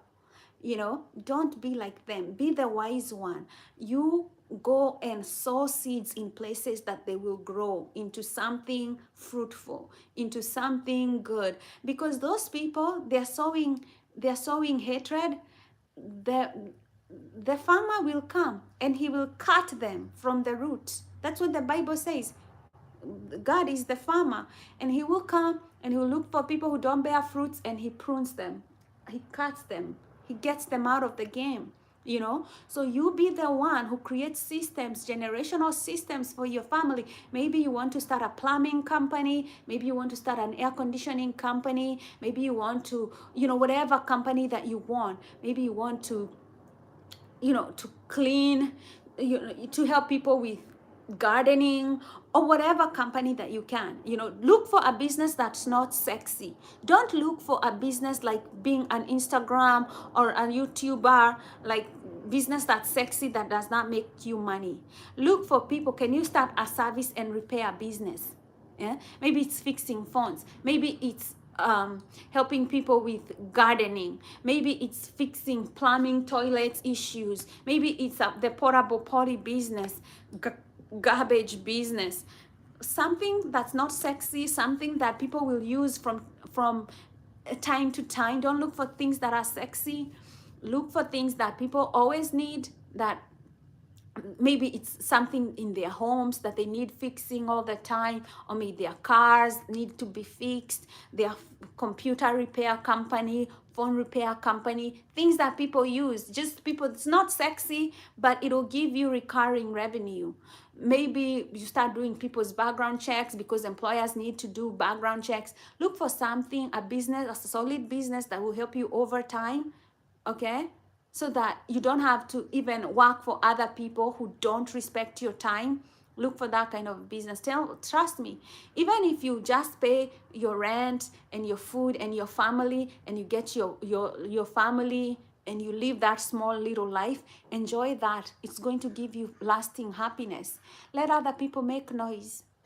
You build yourself and enjoy your time here on the planet. We have limited time. We don't know how long we're gonna be here. Some people will choose to spread hate because that's all they want, but that's what they are going to sow. You reap what you sow, okay? You always reap what you sow. If you plant hatred, you will reap hatred, you know? So that's why I tell you, when they are doing all this, killing innocent people, traumatizing children, what do you think on a spiritual realm that will happen? They are just making other people angry, and it's going to turn the tide. The tide always turns, you know, the tide will turn and you'll turn against them. So I would say, don't waste your time on these people. Don't reap, don't sow with them. Sow with God and his values that tells you to protect your heart. There's the reason why God spreads love over hate. He wants to protect you from the damage that hate causes, from the destruction that hate causes. These people have lost themselves. They have lost themselves in the hatred towards immigrants, towards people who are black and brown. They just lost their mind. And that mind is just going to destroy them and their families in the end, because that's what hatred does. You know, you started, when you start hating other people, it first destroys other people around you. Before that poison, you start spreading it around. Okay, they're being manipulated at a very high level because they're stupid. They've allowed the enemy to come and take over their mind. It would destroy them. But as you watch the drama, go build your family, go build businesses, build something that your generations will sow. Enjoy your life. Enjoy your life. Watch them destroy themselves. You don't even need to lift a finger. You don't even need to lift a finger. Watch the enemy destroy itself. Because on a very spiritual realm, the enemy is dead. The enemy is dead. So, yeah. And people, they try to spread like they're doing better than you. They're not doing better than you. It's kind of like all these Instagram people, when like all these people on Instagram, most of them are faking their life, and you're here thinking, oh my God, they're living a better life than you, because you need some mental health advice. Instagram is fake life. Some of those posts that you're seeing were made like months ago, and you're comparing your life with a post that was made months ago. Don't look at that shit. Don't. Don't look at that shit. Don't compare yourself with people who have used filters to look beautiful, people who have photoshopped themselves, people who've done plastic surgery, and you're thinking, oh my God, God created me a basic bitch. Why didn't he like create me like those? That is getting into your mental health. That is getting into your mental health. And when you see that, you check it. You realize this is not the reality that I'm seeing. It's the distortion that I am creating in my mind because I don't understand life and I don't understand mental health. These people are hustling for followers. These people, you know, they're doing everything they can to get influence so that they can make money. But they have to advertise this life. Don't get yourself caught up with this kind of confusion. Ahmed saying, under pressure. Don't pressure yourself. Don't pressure yourself. Because there are people who are losing their mind when they compare themselves with all these people on Instagram. You know, they are losing their minds. They are losing their minds over this. And it's a fake life. It's as fake as it comes, you know. People will not post the days where they went hungry without food. They will not post the days where money is tight, you know. People will not come out and tell you, hey, I quit my job like the way I did. They're not gonna do that. They're going to pretend to you that it's glamorous because they know that, you know, misery does not sell well.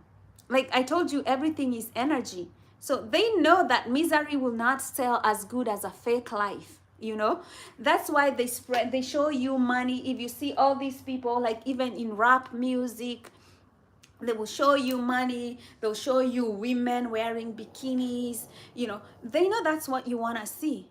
You know, that's why they do it. So if you see that and you think, oh my God, this man has money, he's surrounded by women, he's probably having sex all the time. I wish I had his life. You know, yeah. He doesn't show you the other side of life, you know. Maybe he has an STD and he keeps going to hospital. Maybe he just discovered he has, something. Maybe he has cancer. He doesn't tell you those things, you know. Like Asha, I hear he spread a lot of herpes to other people that he slept with in his, like, those days when everybody used to admire him, right? He was spreading diseases around town. You know, he won't advertise those days when he has an outbreak. He will not show you those days when he gets calls from people like, hey, you spread a disease on me. Or, they're not gonna show you that.